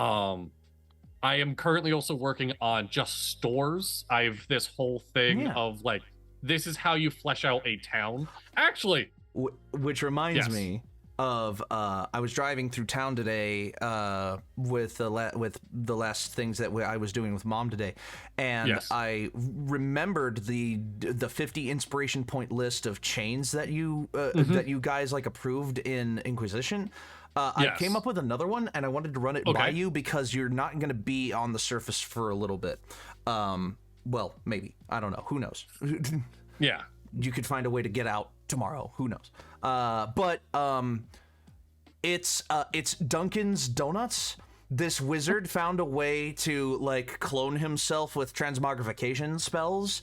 You know, like clone, obviously you need to die and then your spirit transfers to your clone. This guy was able to just clone himself like over and over and over and over again, but none of his clones retain any of his magic. So he tells them, okay, just go off and like do something that makes you happy. And then he was like, well, now I can't keep track of any of them. How do I keep track of them? Oh, I know. I'll have them all doing the same thing so that I can just...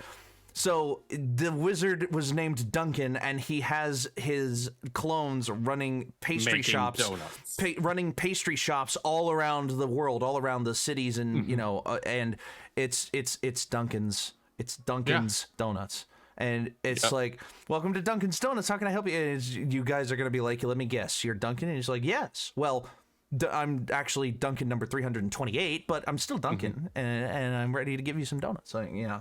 And then every single one has a plaster of their best customer. It's Mark Wahlberg again. The fucking Dunkin' Donuts ads with Mark Wahlberg are what a fucking weird shit. They're so stupid. Oh my god. Yeah, the last little thing about the D100 list I actually want to run by Dippy. I broke it down of every D&D town kind of needs 4 pillars, and you build it out from there. The social, like your taverns and whatnot. Yeah. Your economic, so your shops. Your food, whether it's farming, fishing, foraging. And then your political, like the mayor's house or a meeting hall or something like that. What was the third one? Sorry, I missed the third one. Food. So like farming, fishing, and then anything past that you can flesh the town out of. So that's what I'm making the D100 list of like that 25 of each. That's really good. I feel like you could make a D100 list for each of those 4 things, but that's like it's a lot. It's a lot. But it's a lot. But also, I don't think I can come up with like 100 political buildings. I feel like I could get pretty close. You think so? I don't know. It's because you think about it, and like there is a literal D100 table in the Dungeon Master's Guide of all of the different governments that you can run in a world. Let me see which one of those tabs it is. Oh shit! Really? Yeah. Hold on. Because this is something I did not think about. Is the different type of governments that could be in a town? I know I have it here somewhere. There it is. Forms of government on page 18 of the Dungeon Master's Guide. There's a D100 table. It runs like 1 to 8, 9 to 13, 14 to 19. So it covers like, there's like only a certain amount. 1, 2, 3, 4, 5, 6, 7, 8, 9, 10, 13, 14, 15, 16, 17, 18, 19, 20. There are 20 in the book, but I feel like you could easily come up with like 4 or 5 for each of those. Each one? I will look into that. If you came up with 5 buildings for each of these 5 forms of government, like you could even cut some from one and give some to some others. You know, I will definitely look into that because I can easily do 100. Like you have an autocracy, which is just like, oh, it's just one guy running the whole thing. You know, it's like a dictator or whatever.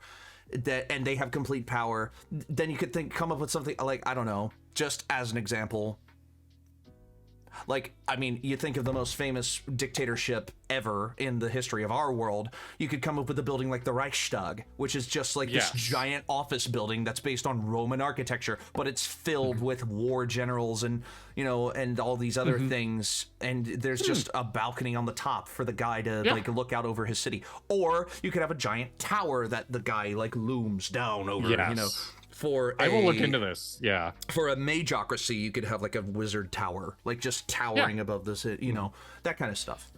Because the other ones I feel like page 18, page 18 of the Dungeon Master's Guide. It'll be. Yeah. Do you not have the Dungeon Master's Guide? I don't have any hard books. Oh, Dadley. I don't have a single one. Sorry, that's a lie. I have the player's handbook. I do have the player's handbook. Okay, good. I will say I have the Dungeon Master Guide. My copy is still currently at the middle school I work at for D&D Club. So I can get my hands on it. Well, there you go. It is now filled with notes from a middle school DM because they didn't know I was going to want the book back. Oh, dear. Like written on the pages or written on post-it notes? Written on the page and highlighted part. I love it. Oh, I boy. genuinely love it. That would be fun to grab that book again and like be able to try to pick his brain from what he's highlighted and what he's written notes on. Well, no. All right. So last time I looked at it, there was like, I don't remember what monster, a really high challenge rating monster that was highlighted with like, they hand wrote next to it, fuck yeah. And then there's a scribble out with, oh no. Oh no. That's incredible. I'm like, I feel like they just TPK'd the D&D club. Like, that's unbelievable. Yes. So yeah, that's what I had going on. It is now time to jump into the recurring segments. So this is going to be a little different. This is going to be a little different because there's only 2 of us, but we'll try to get through them all. Starting very simply with the Urban Dictionary definition of the day. Yes. This one's pretty obvious, so I might do 2. Okay. But the top one is sharenting. Sharenting. Sharenting. Is this? I actually don't know. My first thought is like disciplining somebody else's kids. Like I am sharing my parenting. No. Okay. It is a portmanteau of sharing and parenting. Okay. But it's not what you said. Okay. Sharenting, when parents share too much of their children's information, pictures, and private moments online, mostly through Facebook. Oh, okay. Yeah. So, Ryan's house on fucking, the kid who breaks open all the toys or whatever. It's like, that's a major case of sharenting. Yes.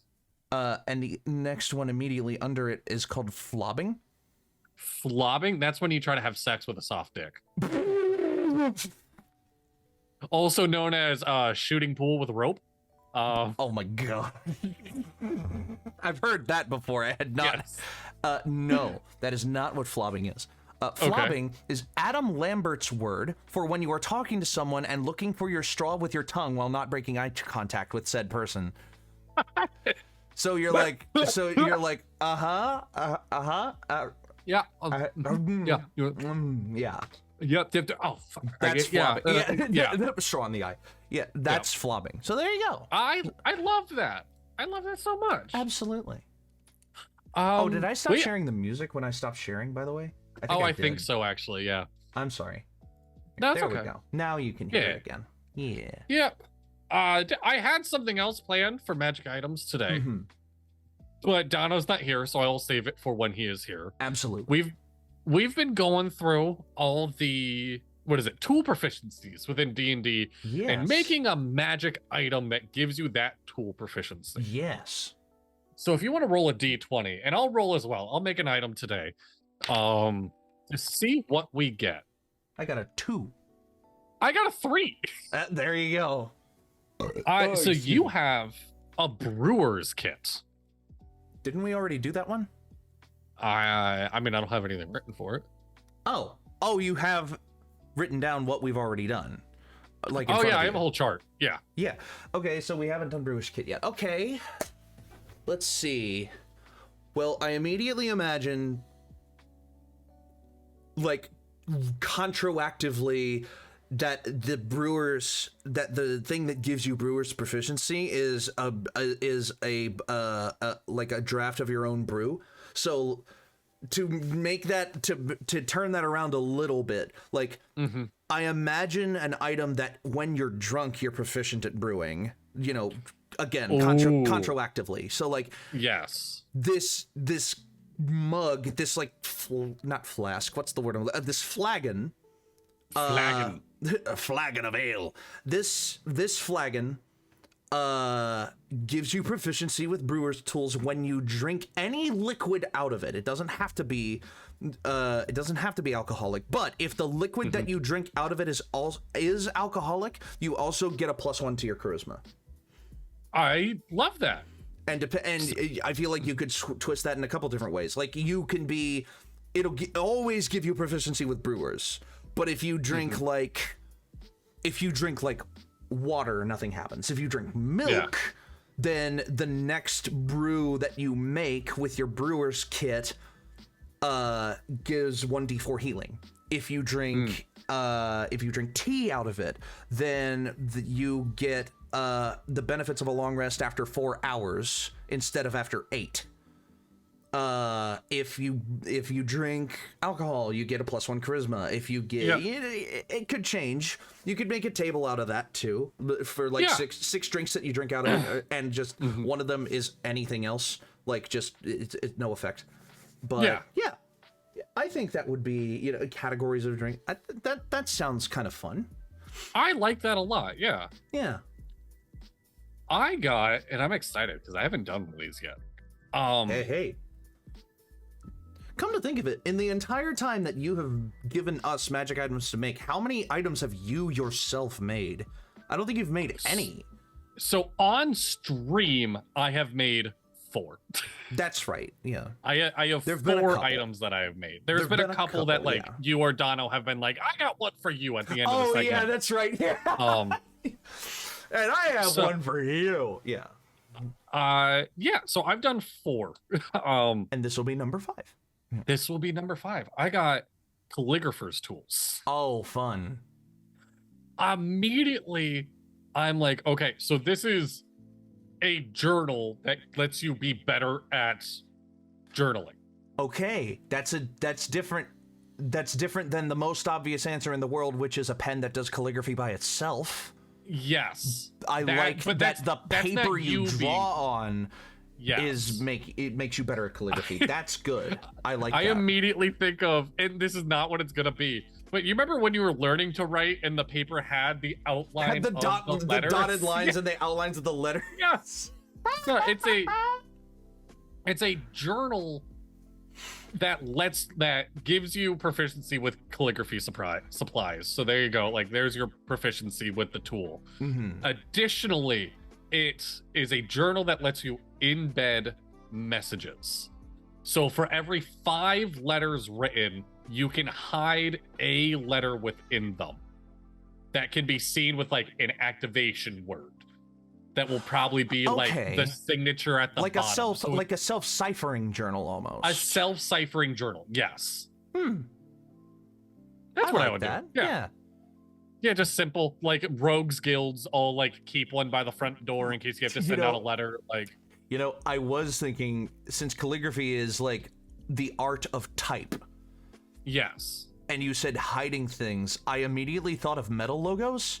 So it's like you write down, so what my thought was, you write down a message and then the journal automatically creates a like heavy metal style logo around that message, and you have to make like a low guttural like you know to activate it to see the message hidden in the metal logo like that. I don't know, that's funny. I like yours. I like self-ciphering being like, oh, every 5 letters you hide another letter. Like, that's good. Yeah, so yeah, kind of like a message where you have to count the words that you're doing. Like you have to plan out it a bit. Yeah. But you don't have to plan, it just self-ciphers. Yeah. Yes. You just made me think of you know how like leather couches will get those like lines and whatnot? Yeah. Like after I just saw a post that was a picture of that and would just like in metalheads be like, I love that band so much. I love that. That's so great. That's really great. Let's see. Normally, we would have a Dapper debate, but it was Dono's turn for the topic, so tune in next time before we play Uno. Yes, next episode, while we play Uno. While we play Uno, we do a Dapper debate. What else? Am I forgetting recurring segments? I think it's just the Dapper draft after that. Ladies and gentlemen, it's time once again for my favorite segment of the show. Welcome back to the Dapper Draft. Dapper Draft. So, here's how it's going to work today because there's only 2 of us. We're going to do 2 drafts, 6 picks each. And really there's no point in like serpentine because it would be, we're basically just picking twice each, like each round. Like it's really dumb. So, it's going to be one of those TikTok versions of this where you're just going back and forth drafting to a team. And we're each going to come up with one. Dadley, have you had one in mind? I came up with one last time and I wish I could find... Oh, I remember 100% what mine was last time that I wanted to do and we didn't. Yes, we should do that first. It'll give me time to come up with one. Yeah. All right, so for the first draft of the day, Dippy and I, related to the big things going on right now, we'll be drafting things we think would make good Olympic sports. Yes. Okay. So, qualifications, it can't already be an Olympic sport, obviously. And that's it. Yeah, like that's it. Okay. Yeah, it can't realistically be an Olympic sport. I will say, sports that in the past that are not anymore are fair game. Yeah. Because there's at least one that we need to bring back. Yeah. That will be on my list if it's not stolen by you. I can't think of what that one is, so I flipped a coin. Do you want to call it? Heads. You go first. Okay. All right. Let me get a little slip of paper. There we go. Okay. These are my notes from D20 Detectives that I didn't use. It's all good. Okay, so we have Dadley and Dippy going back and forth with 2 drafts today. Sports that we think could be Olympic sports. I'm gonna say it right now. Doesn't have to be a sport. Just things. I know. Yeah. Things that we think should be Olympic sports. Right, before my number 1, I will say the thing that I know is not going to get stolen apparently, but I want it out. I want it because this is sincerely what I would watch every year. It used to be a sport. It's not anymore. Tug of war. I forgot that tug of war was in the Olympics. Yes, it needs to come back. But you have to think about like there are countries that bring hundreds of people to the Yes. Olympics. So the tug of war teams would have to be limited down to the smallest team that's competing, and like in that sport. And so you would have a team like Barbados that only brings like 3 people every year. And they're like, we're going to compete in tug of war. So it would be 3-person tug of war teams. That's fine. Can be entertaining, but not nearly as entertaining as like I imagine an Olympic tug of war would be like 20 men, 10 on 10, yes. 20 men on one side, 20 men on the other, and they're all honking and pulling and just like, you know, that would be great, but it would be very limiting, I think. So originally, and this is sincere, when tug of war was Olympic sports, you had 5 on 5. It was 5 on 5. It was 5 on 5, and you were allowed 1 person per weight class. You had a featherweight, a lightweight, a medium weight, a heavyweight, and a super heavyweight. That's really good. I actually like that a lot. Yeah. Bring that back. It was incredible. That would be actually very good, because you would be surprised how you can put a lighter person as anchor. And if they have great anchor, then you can have the heavy guys pulling just at the base of the rope. Like, that would be pretty good, actually. Yeah. Why is that not your number 1? That's awesome. It is my number 1. There you go. All right. So, yes. For my number 1, you know, I am of the belief that the Olympics should not just be about showcasing the best bodies, but the best minds, like strategic minds. Yes. Which is why I want Stratego to be competed in the Olympics. I want to see like a team of like 2 or 3 people setting up a Stratego board, maybe like an oversized Stratego board, right? Yes. And like, you know, you have the team captain that's like, all right.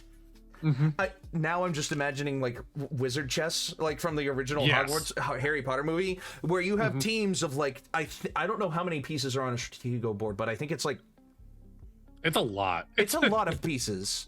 But you would have teams that just line up and they're like, all right, you move to this coordinate, this quadrant, and then like I want to see people actually playing the game of Stratego because of one quote that I got from a documentary where this guy mentioned a friend of his who played Stratego with where he would literally turn his flag around and say, "Here it is, come get it," and he would still win. I have never played. It's an interesting board game. It's hard to learn, but when you learn it, it's really fun. It's been forever since I've played Stratego.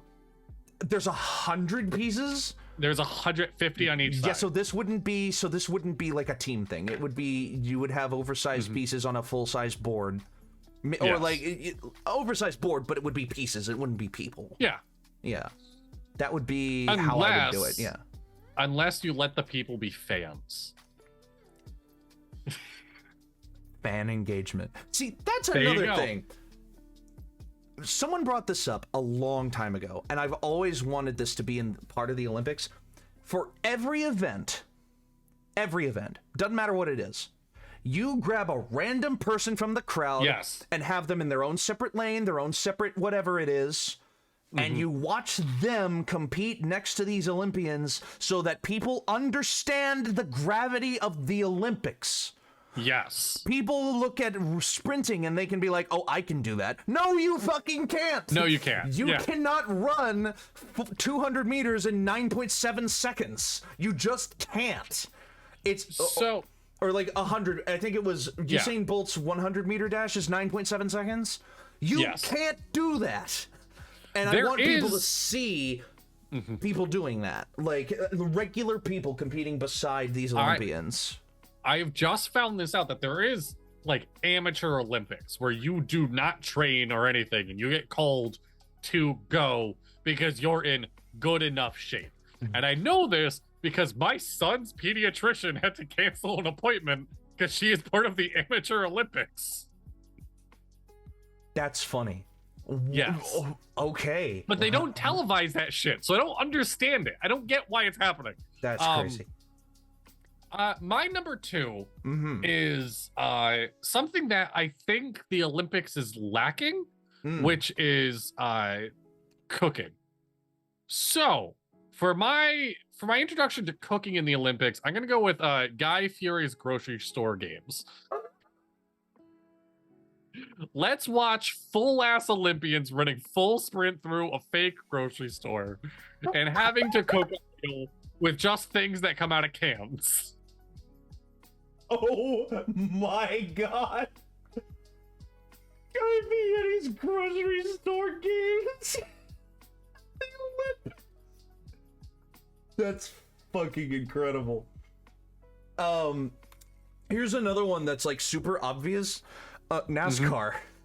NASCAR? I think there should be people, specifically NASCAR. I'm not talking about like motor racing, like Le Mans or MotoGP or Formula 1 or Formula 2 or anything like that. I'm talking like NASCAR, like you buy a car stock and you modify it to go at least this speed, and you have a track, like the nearest track. You know, if you go to Europe, then it's going to be like a road course. But if you hold the Olympics in America, you could go to an oval track or something like that. You know, I want Olympic drivers, because there are racing events that require extreme endurance and like skill to pull off.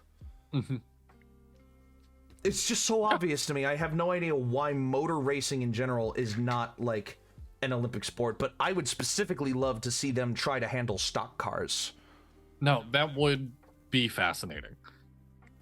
For my number 3 is something that I can't believe we don't have like a dumb social media marketing trend around. Because I think it would make a really good commercial for the Olympics, let alone an Olympic sport. Dodgeball. Yeah, I can see dodgeball in the Olympics. Yeah. I think it would just be a lot of fun. Have like the judges be Chuck Norris from just in reference to dodgeball. Make it happen. That's great. But I genuinely think like don't like you like make the rule. You're not allowed to bring a dodgeball team. The dodgeball teams are randomly drafted from the players you brought. From the players that you brought for the other events. Yes. Yeah, that would be fun. I can see, like, if you randomly draft, like, a swimmer to play dodgeball, then they have to use their dexterity. Or if you draft a power lifter, you have to rely on their arm. Or their, you know, like, that would be pretty fun. I like that a lot, yeah.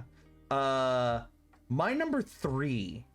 So, mind over matter. I want some more like intelligent games to be played in the Olympics. Okay. So I don't want to say like another board game. As an example, like I would say something like Scrabble. Ooh, okay. But you know, I don't know, man. It's one of the I'm just stuck on this notion that there should be like some kind of trivia competition at the Olympics.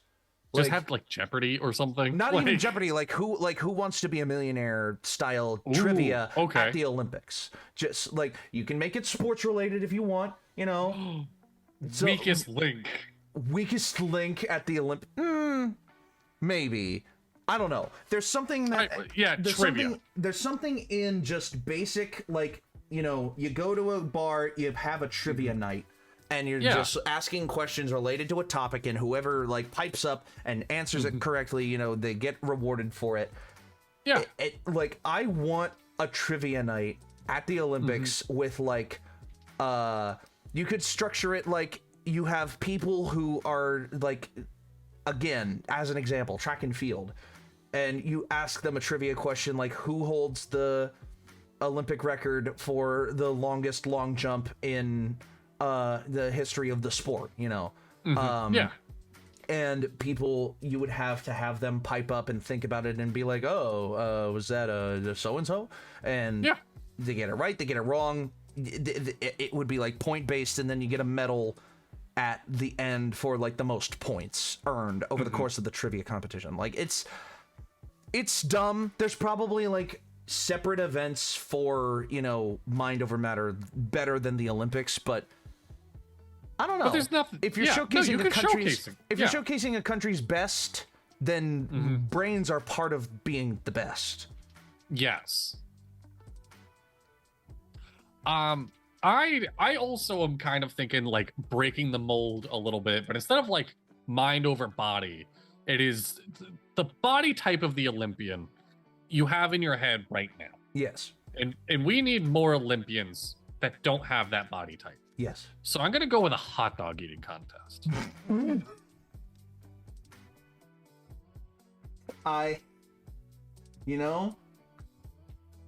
I want Joey Chestnut to have Olympic gold. Like, yes! That would be fun. I see it. I don't like it, but I see it. Oh man. Yeah. Absolutely. So, I need to look up. Hold on. I'm pretty sure it is. I'm not entirely sure. Let me see here.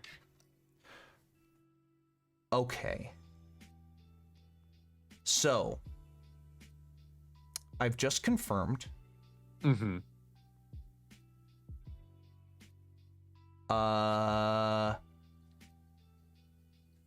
So, the worldwide understanding of football is soccer. Yes.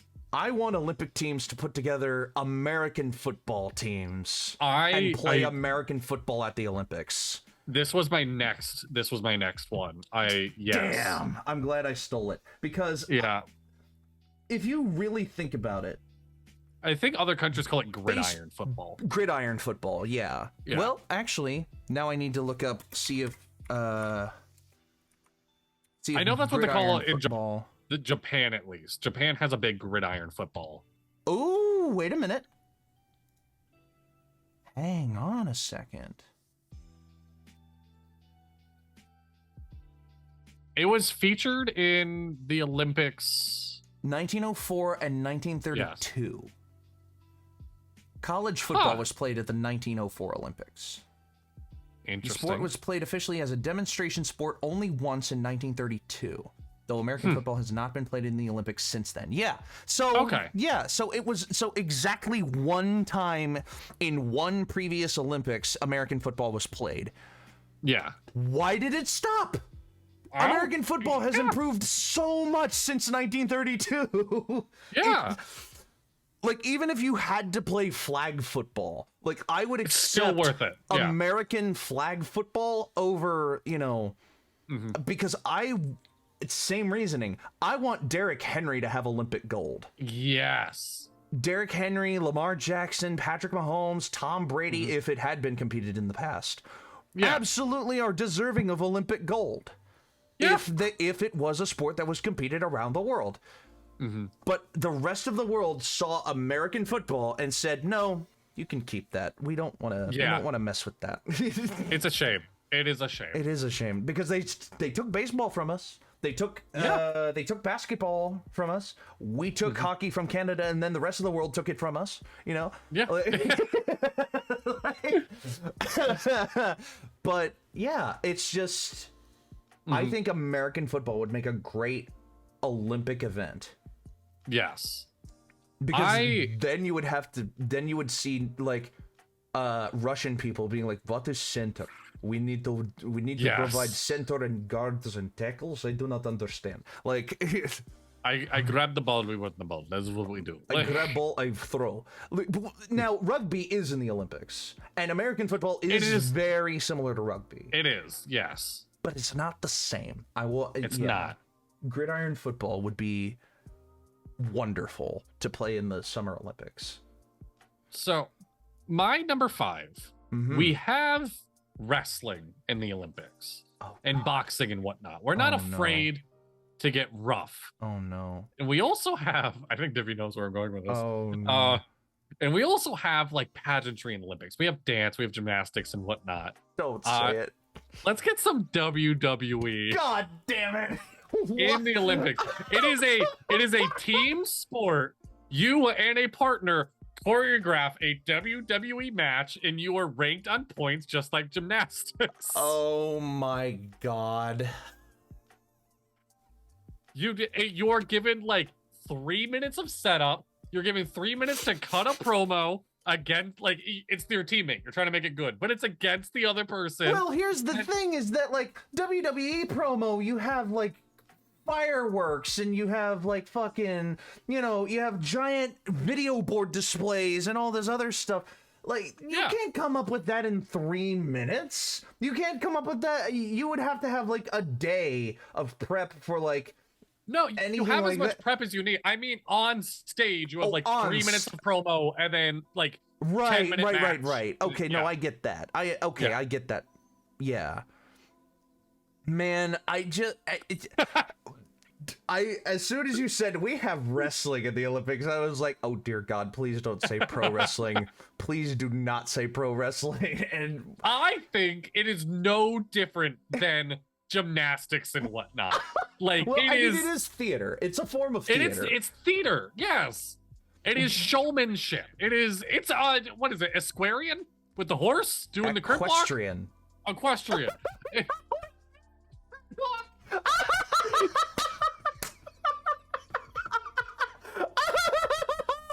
That's fucking incredible.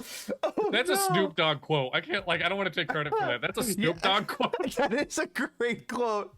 I remembered it after you said it. Oh my God. Is that horse doing a crip walk? Oh, get down, G. Look at him. Get down, G. Okay. So, yeah, that's my number 5. Okay. Now, I want to go back one more time to Brains Over Brawl. Okay.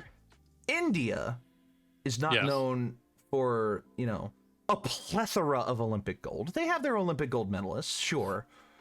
But a guaranteed way to give India a gold medal every year for the next 1,000 years is to add a spelling bee to the Olympics. Yes. I need a child. I am here for that. I need, like, and then you would have child Olympians as well. You know? Yes.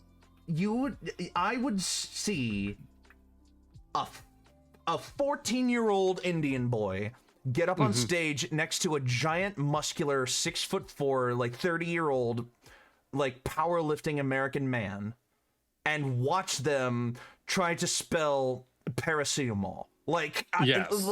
And it would be hilarious to watch the brawny dude actually get really close. And, yes. But I just think that, you know, mind over matter, the spelling bee is one of the most famous, like, children's young adult events that you could possibly aspire for in academics. And it's dominated, you know, by Indian born, Indian raised, or, you know, Indian immigrant children, families, people, you know, in the child's events. Like, I think the winner of the Scripps spelling bee for the last 50 or so years has been, you know, of like either Asian descent, Indian descent, you know, something like that. I'm not going to say that as a fact. I'm just as generally thinking and speaking, it's something to be very proud of for being that fucking smart and that competitive in something where as simple as spelling words. Like, could you honestly sit in front of me right now and without looking it up, spell the word paracetamol? I misspelled football writing this list. So dyslexic people can't play. It's ableist. It's ableist. That's why it hasn't been added yet, because of dyslexia. Or it would be a Paralympic sport. Dyslexic spelling bee. As long as you have all the right letters, they don't have to be in order.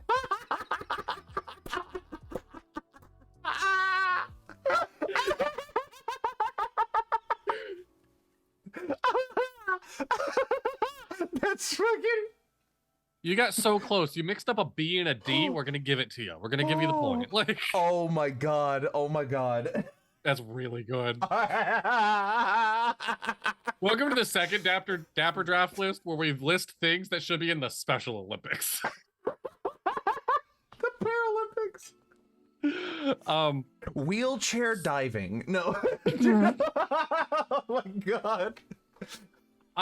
Before I get to my number 6, we normally do honorable mentions at the end, but I know what I'm about to say is not on Dippy's list. So I'm gonna get the bad thought out of my brain, which is tic-tac-toe. But it is a point system. You get 2 points for winning, 1 point, or no, sorry, how would it work? 3 points for winning, 2 points for losing. You both get 0 points if it's a tie. So it's more beneficial to play to a loss than it is to play for a tie. And I think that would be neat, but I don't want to watch that on TV. What I do want to watch on TV is the Olympics always has pools, and the Olympics is lacking in co-ed events. Let's do chicken. Let's play chicken. The pool game where somebody sits on your shoulders against somebody else and you have to knock them down. I wasn't sure what you were talking about for a second. No, yeah, that would be like... That would be fun. Again, another good one to cut clips for commercials. Yeah, it would be. So my honorable mention for this is... Sorry. Are you still laughing about No, this is not an honorable mention at all. Okay. I just, for some reason, when you said pool chicken, I was like, what about wet t-shirt contest? And I was like, that's not Olympics. That's not an Olympic sport. There's nothing Olympic about that. That's just, like, that's just... I have seen some Olympic titties, Dono. I don't know. Dono? No, I almost called you Dipty. Dipty? Because I was thinking titties and Dippy at the same time. But you did call me Dono. That's funny. Oh, did I? My bad. Yeah, you did. Anyway. I miss Dono. There you go. So... Oh, God. I forgot we were doing 6. Me and you both said pre-stream. We like 6 more. Yeah. Oh, man. Is tag part of the Olympics? No. Tag would like competitive tag. Competitive tag is so much fun to watch. You've seen competitive tag before. You know what competitive tag looks like. That would be fucking remarkable to end up in the Olympics. Hopefully it does soon. That would be awesome, yeah. If breakdancing and skateboarding can make it to the Olympics, surely tag can make it in as well. Yes. Absolutely. Which, by the way, countries, just the leaders of countries that watched our show, the multitudes of them. Yes, all of them. Send a decent skateboarder and you have gold. I know I'm not a good skateboarder, but like you can find clips of 14-year-olds on YouTube doing better tricks than Olympic skateboarders. It is like one of those sports that they just didn't like. Looks like they just pulled people and were just like, you know how to do an ollie, come be an Olympian. It is really disappointing. I didn't know. I haven't seen Olympic skateboarding yet. Is it like really bad? It's pretty bad. Yeah, it's pretty. It is pretty bad. All right, so that's just our send 6. Tony Hawk. You'll win. Just send Tony Hawk. Tony Hawk now is better than every Olympian that has been a skateboarder ever. Like 100%. 100%. Well, there you go. So that's our list. Yeah. There you go. Now, for the double feature. Yes. I forgot to think of a topic because I was drafting things. Okay. Well, all right. Well, while you think about it, my list for what should be an Olympic sport. We got starting 6 and working our way up to number 1. Chicken in a pool sounds fun. Professional wrestling. It's tacky, but it's entertaining. Hot dog eating contest. Let's break the body standards of an Olympian. Dodgeball, but you don't get to bring players for it. They're just the Olympians that are already there. Guy Fieri's grocery store games. who wouldn't want to watch that? And Tug of War is the only serious answer on my list. It would be amazing. Yeah. Please bring it back. Yeah. I would. I mean, I would actually really like to see dodgeball as an Olympic sport. I also would. That would be neat. Yeah. And my list is very serious with Stratego. It is. Stratego, NASCAR, Trivia Night, American football, spelling bee, and tag being Olympic sports. Like, which I can see all of them performing well, like genuine. Yeah. So, Dadley. Yes. There have been talks, all kinds of talks in the last like 4, 5, 6 years for professional sports expansion in the United States. I'm gonna stick with sports. Okay. This list, I actually am gonna cut it down to 5 because there's not too many, like, there's not too many markets available for this list. I want us to draft 5 places and their respective team names for expansion sports teams. I will say it can be an NFL team, an MLB team, it can be an NHL team, you know, NBA, just some place that needs a sport that it doesn't already have, and what the team name for that team, what the name for that team in that place would be. Okay. This will take a little bit of thinking. Yeah, this is it'll going to take a little bit of thinking. But since you went first for Olympics, I will go first with my absolute number 1 for this. The most serious talks for professional sports team expansion have been in the MLB, have been in baseball. Yep. And if baseball were to add any more teams, one of those teams has to be the Nashville Stars. Okay. And here's why. So the Nashville Stars were a Negro League sports team. They were a baseball team back in like the 20s, 30s, like early baseball history, you know, back in the dead ball era. You had the Negro League, which is the legitimate name of the league. It's not a slur. It's what it's literally called. And the black players were not allowed to play with the white players, and they played baseball in their own teams in their own league. One of those teams was called the Nashville Stars, and they were really good at it. When the Negro League was dissolved, when the color barrier was broken by Jackie Robinson, obviously, you know, the color barrier dissolved, there was no need for separate leagues anymore. The Nashville Stars went with them, and that was, you know, a lot of teams went, but I think of Nashville as one of the fastest growing markets in the United States, period. There are a couple, but Nashville is one of them. And they absolutely deserve to fill out the Big Four sports in Tennessee by getting the team back that they had all those years ago. There was a guy who did a concept for it on TikTok. I saved that video. I love that video. I don't remember his name. I would shout him out if I could, but I forgot his name. Please bring Nashville an MLB team. I'm begging you. Okay. Dadley, go for it. So you said this, and I can't lie. Filling my list is gonna be a little bit difficult. This is not something I've ever thought about before. Right. Besides one thing. I think I know exactly what you're gonna say. I don't know.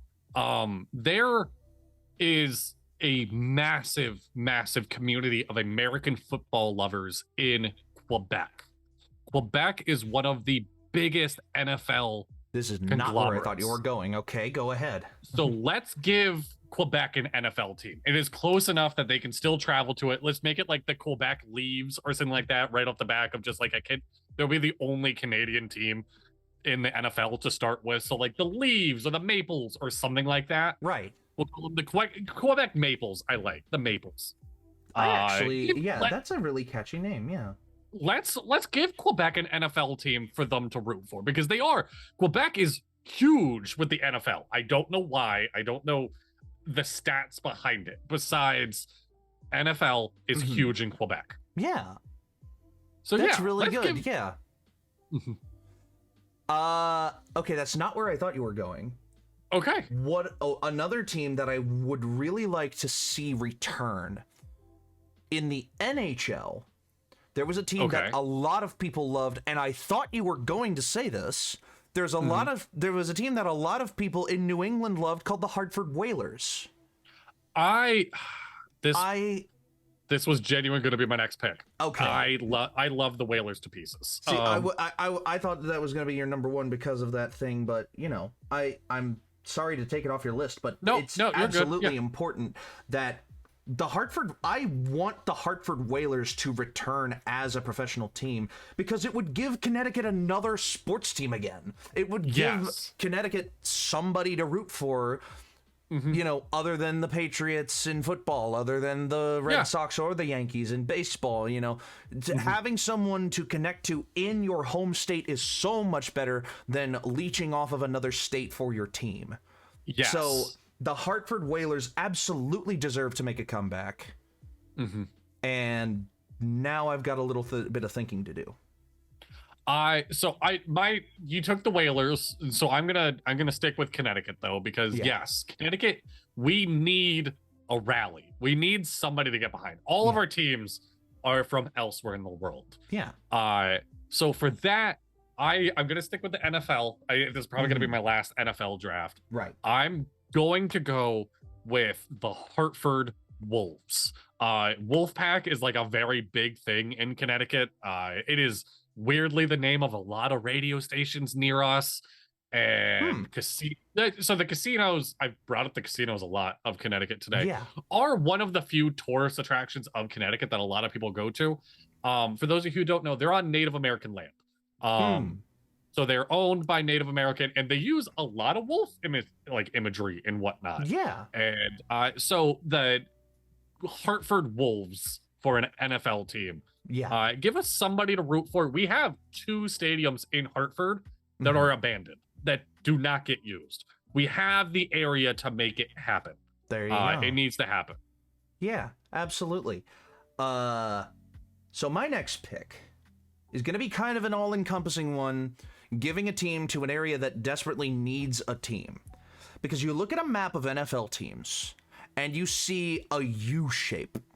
You see, like, Seattle, and then some California teams. You see Arizona, you see Texas, you see, like, all these teams that form this U shape that completely ignore the Rocky Mountains and the northern Midwest. Fill in that space with the Bismarck Buffaloes. I don't care what sport. I don't care what sport. Make a team. I think Bismarck is Bismarck North Dakota or South Dakota? I think it's North. I can Google it. So this is not a question of market. This is a question of filling in, because you're going to bring a lot of markets together with, like, I traveled to North Dakota a year and some change ago. And when I was there, I was talking about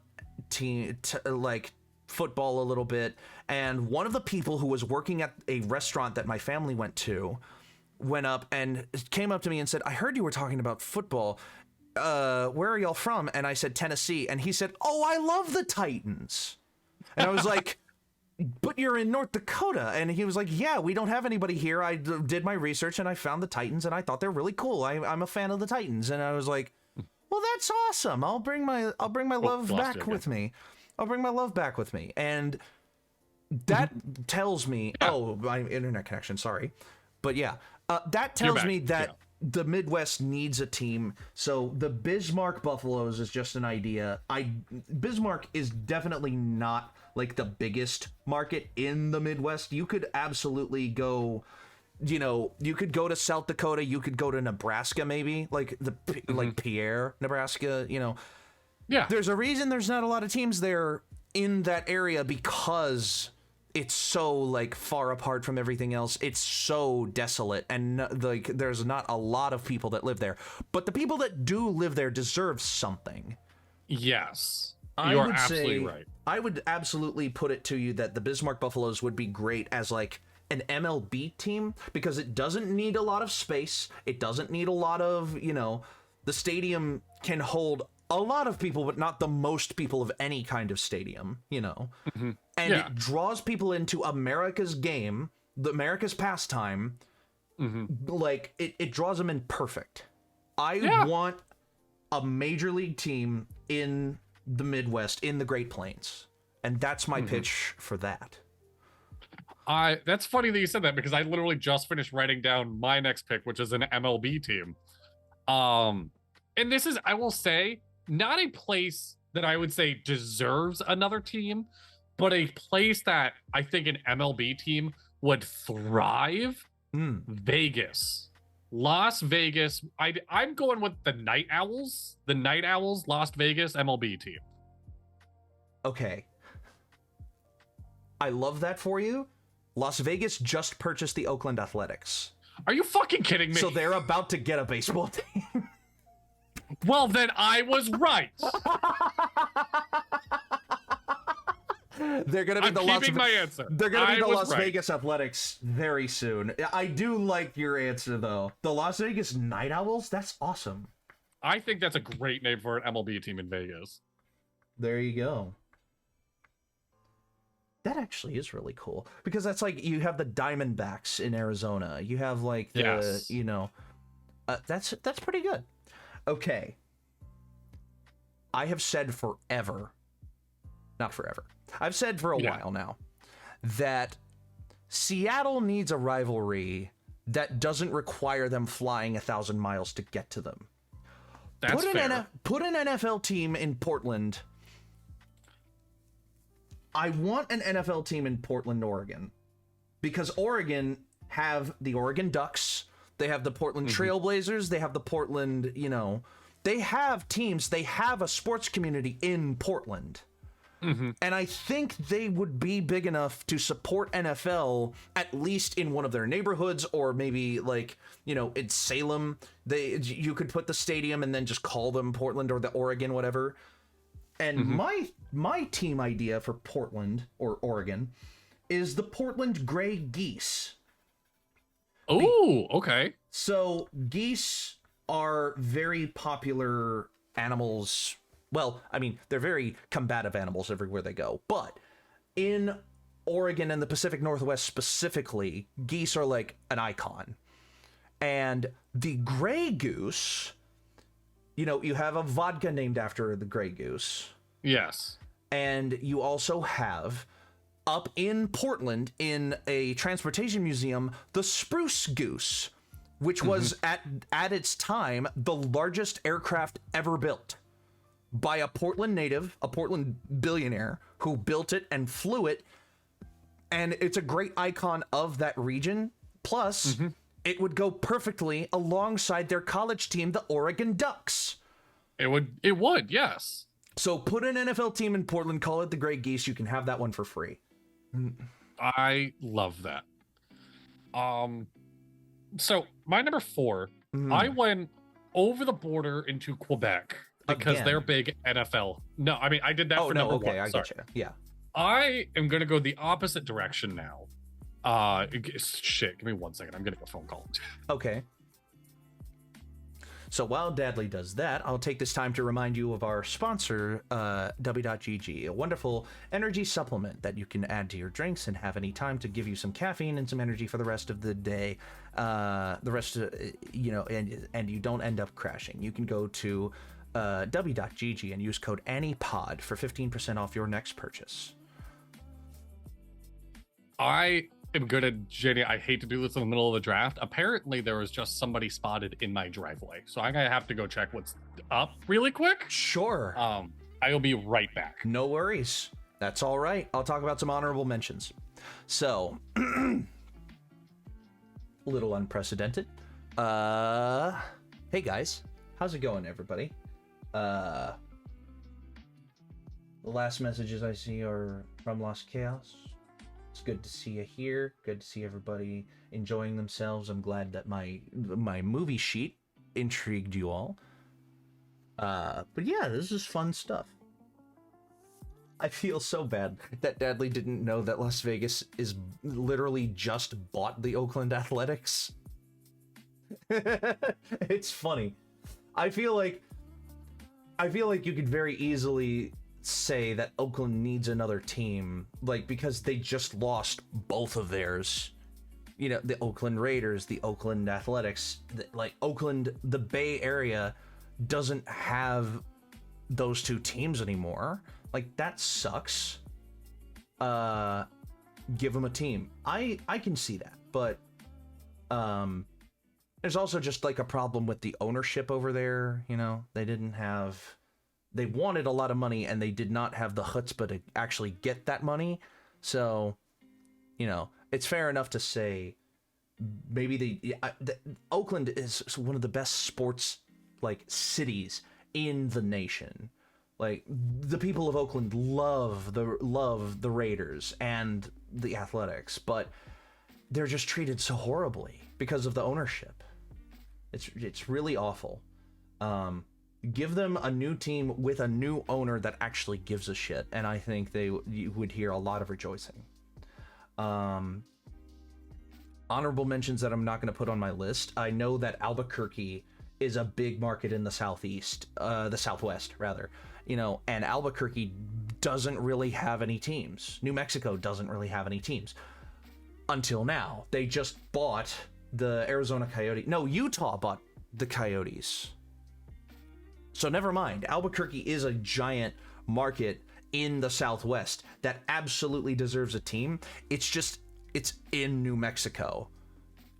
You can't, it's one of those ones that you just have to be careful.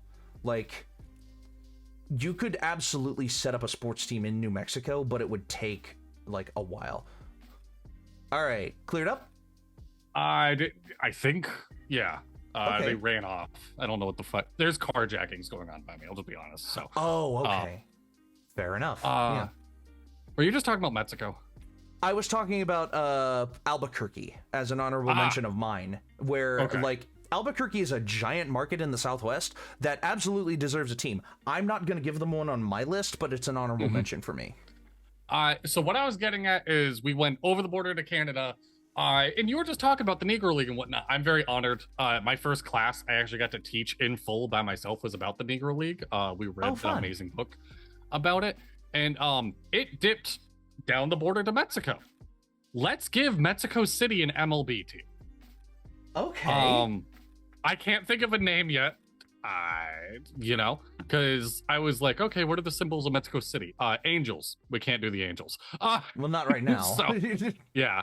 But yeah, let's give Mexico City an MLB team. It is, I mean, not to mention as well, like, look at, this might come off, this is playfully racist. I say this with a lot of love. Look at who's playing baseball right now. Yeah. It is mostly people that come from that culture. There's a lot of Hispanic players. There's a lot of Asian players, too. A lot of Asian players, too, yes. So, but Mexico absolutely deserves, like, a professional team to be recognized in America. Yes. The reason that Toronto has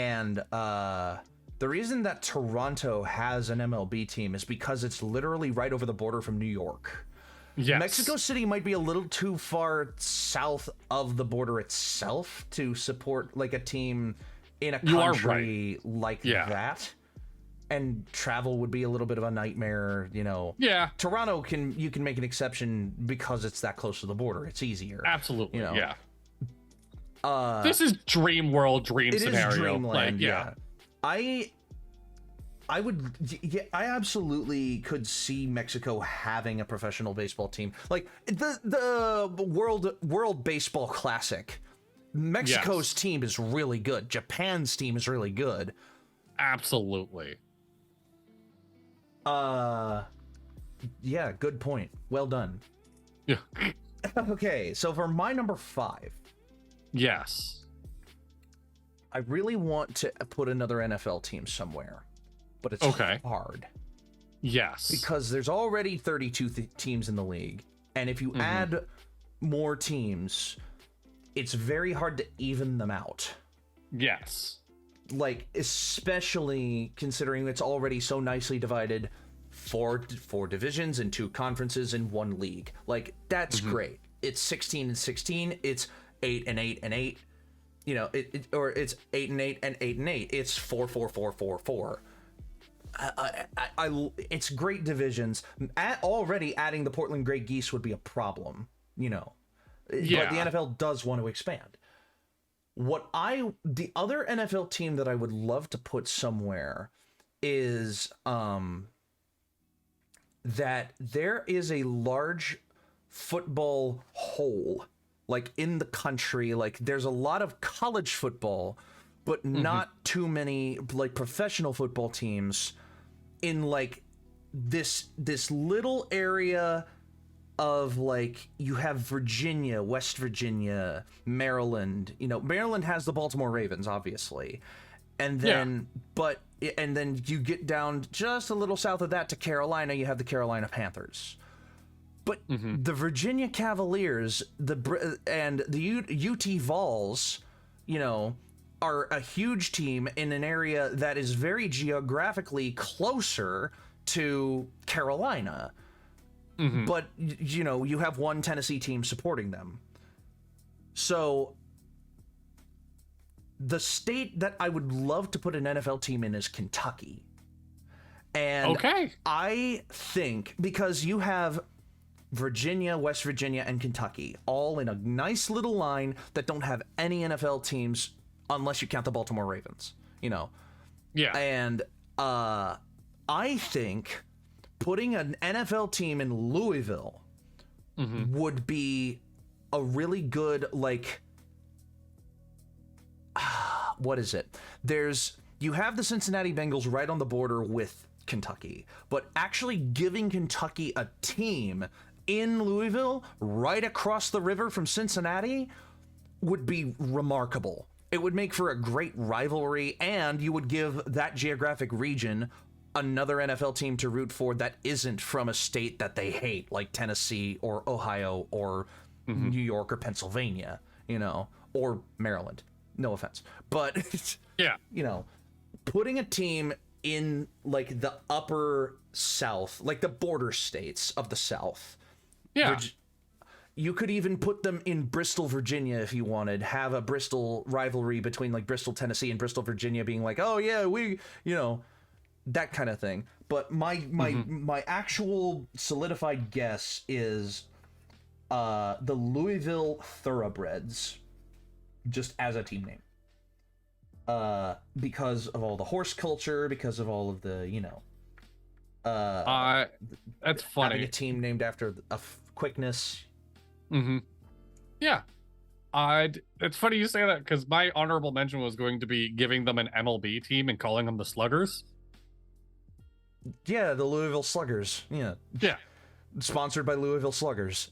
There you go. Well, they have a minor league team called the Louisville Bats, which is hilarious. Oh, do they? Yeah, they have a minor league baseball team called the Louisville Bats, and the logo is a bat holding a bat and wearing a baseball cap, and it's really funny. I like that team, but they have a really bitter rivalry with the Nashville Sounds, so I can't root for them. In not knowing what to do for a fifth pick, on a whim pulled up a map of all the hockey teams of America and Canada. Right. And I'm seeing something that is, we need to give the Stars a new rival. So I pitch. What, the Dallas Stars? Yes. Are they the only Texas hockey team? I don't know. They're the only one on this map. No, yeah. I pitch. The Dallas Stars are the only hockey team in Texas. That's actually a good point. I pitch the New Orleans Sand Traps. New Orleans Sand Traps? Yeah, sand trap, like quicksand. Okay. I don't know why. I thought it was a cool name. Give New Orleans a hockey team. Let's give one of the hottest cities in the nation. Phoenix has a hockey team. Yeah, no, they don't anymore. Oh yeah, you're right. You're right. They did. They did. It melted. Oh my god, that's great. Give New Orleans a hockey team. Okay, I thought you were gonna suggest something like, oh, give Houston a hockey team, or give Arlington a hockey team. I don't know. That's another thing. I'm looking at this map. How the fuck does Minnesota not have a hockey team? They do. It's called the Minnesota Wild. Oh, it's not on this map. Okay. Hold on. I need to know what fuck-ass map you're looking at, because this is... I'll send it to the Dapper Ds right now. Here it is. NHL map. I just sent the map that I was looking at. Oh, wow. Edmonton Oilers are really far up there. I didn't realize that. Yeah, I love that. Oh, I was looking at a different state and thinking it was Minnesota. That's incredible. Okay, wait, what's the... I don't know. What's next to Washington? Washington State? Yes. Oregon. Okay, then what's next to that? That big long one. Oh, that's the San Jose Sharks. That's okay. That's San Jose, right. California. Yeah. No, I mean the state, the big long state on the border of Canada. Idaho. Idaho, they also need a hockey team. Yeah. I love that, like, Phoenix, so Arizona sold their hockey team. Yes. Because they didn't get a grant for a new stadium or anything like that. So that team is moving to Utah, and right now they're only called the Utah Hockey Club. Like, they gotta come up with a better name. They gotta come up with a better name than Hockey Club, but, like, it's really fun. This is a fucking old-ass map. The Atlanta Thrashers are still on here. What the fuck are you talking about? Where did I don't know. I don't know hockey. I think Google Images. How did you get a map that has the Atlanta Thrashers on it? Which, by the way, absolutely should make a comeback as well. Atlanta needs a hockey team just about as badly as any other southern state does. But yeah, I think a hockey team in New Orleans would fucking kill it. Now you might be wondering, what happened to why did we not mention Mississippi, Alabama, Arkansas? They have college. They're fine. They're fine. The Crimson Tide has won more than enough for the state of Alabama to feel proud of its sports without having a professional team. Let's move on. Yeah. Oh yeah, the Columbus Blue Jackets. I need to look at. So there's a There's a website called sportleaguemaps.com. Oh, okay. Let me see. Yeah, so I also forgot about the Washington Commanders. Yes, the Commanders. They're also in that area of Virginia, West Virginia, Kentucky. Yeah, maybe Louisville wasn't a great pick for another NFL team. All right, I'm looking at an updated map of hockey, and I'll say right now that, like, South Dakota actually would fill a hole. It would. Like, whole anywhere in the Plains states, North Dakota, South Dakota, Wyoming, Montana, Idaho. No, I was right. Yeah, I was right thinking about Montana would fill a hole. I was mixing up Montana and Minnesota, though. Montana would fill a hole, absolutely. Montana would fill a hole. And with that, we bring the Dapper Draft to an end. An hour of Dapper drafting because we had 2 drafts. Thank you so much for watching. And with that done recording, we have our media picks. Yes, you already touched on yours. I already touched on mine. I already made mine earlier in the show. It's Alanis Morissette, Jagged Little Pill Acoustic. You can find it on Spotify. Go listen to it. It's awesome. Yeah, I did not prep for this. I've been putting a lot of pressure on myself for the media picks of the week these last couple months, trying to like do something a little out of the box and whatnot. So I'm gonna say my media pick of the week is your favorite podcast's first episode. Whether you've already listened to it or not, go back. What was that? I blew. Oh, okay. Like I had some shit on my desk. Yeah. From my angle, you leaned down to your desk out of camera, went, and it stood back up. No, I blew. I exhaled. No, I didn't inhale. It sounded like an inhale. Just like, no. Yeah. Yeah, go back to your favorite podcast's first episode And just like, because I'm sure at this point you've listened to it for a while now. Hear the difference. Go back and listen to the first Dapper discussion. That's the media pick of the week. Hear how much better we have gotten at this shit. Appreciate the growth that we have displayed on camera. It's weird that you mentioned the first episode because it's gone. For some weird reason, the very first episode we ever did of the Dapper Ds is gone. It was Dono playing Enter the Gungeon and me and Dadley trying, keyword trying, to fill in the dead space with funny content.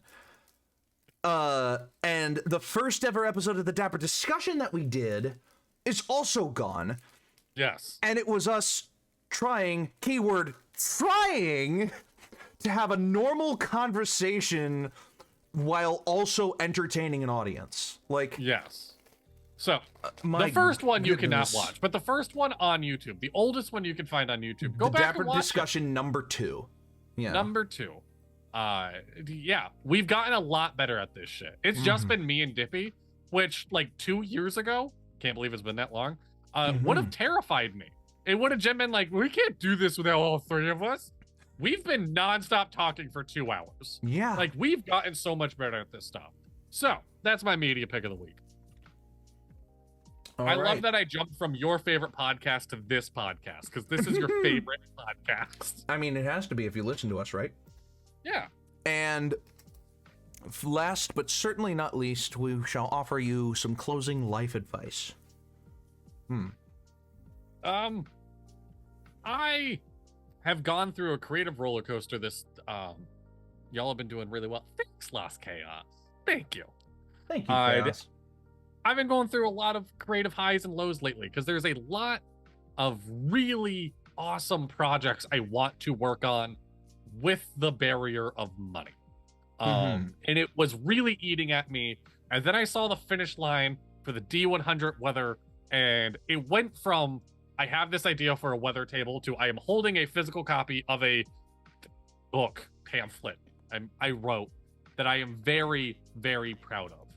Don't lose sight of the finish line in projects. Sometimes money is a barrier. Things that I want to work on right now, I can't because I physically do not own a printer, and now my graphics card is going to shit. Oh no. I physically have a money barrier in front of me for the next step of projects I want to work on. That doesn't mean the finish line doesn't exist. Don't lose sight of the finish line. Exactly. And on that note, my advice is, if you have a friend that is going away in some capacity, like whether they're moving to another state, moving on to a different career path, and that requires them to move, no matter how far away they're going, no matter how long they're going to be gone, do something with them to give them a memory of where they lived before they moved. You know, give them a memory to look back on for their time that they spent with you. Because when I brought Parker to the open practice on Saturday, before we even left my apartment, he had a gift bag for me. And inside, he put a framed picture of me and him at the draft day party that we went to earlier this year in April. Oh my God. And a card that said, Tennessee would not have been the same without you. Oh. In no uncertain terms, he basically called me one of the only reasons that he liked Tennessee, because he moved here from Missouri. He graduated from Missouri and moved here to Tennessee to finish his master's degree in audio engineering, or you know, something along those lines. And he's been here for the better part of like 3-4 years. And all 3 or 4 of those years that he's been here, he's known me, and he said that I have made them better. Oh. So do something nice for your friends if you know that they're going away, because they will appreciate it more than you could ever know. Absolutely. That got really sad. You know? That's very, no, I would not say sad. It got very real. Emotional. And that it's awesome. And also, fuck Kennesaw State. All my homies hate Kennesaw State. And fuck Tom Brady. All my Tom homies. Brady. All my homies hate Tom Brady. All right. No. So I was just looking at Sport League maps, and they updated Conference USA, which is the sports conference that my Middle Tennessee Blue Raiders play in. And starting this year, there was a team in Georgia called the Kennesaw State Owls. They have just graduated from Division 2 to Division 1. They're going to compete for like bowl games and in Conference USA for Conference USA titles now. And bless you.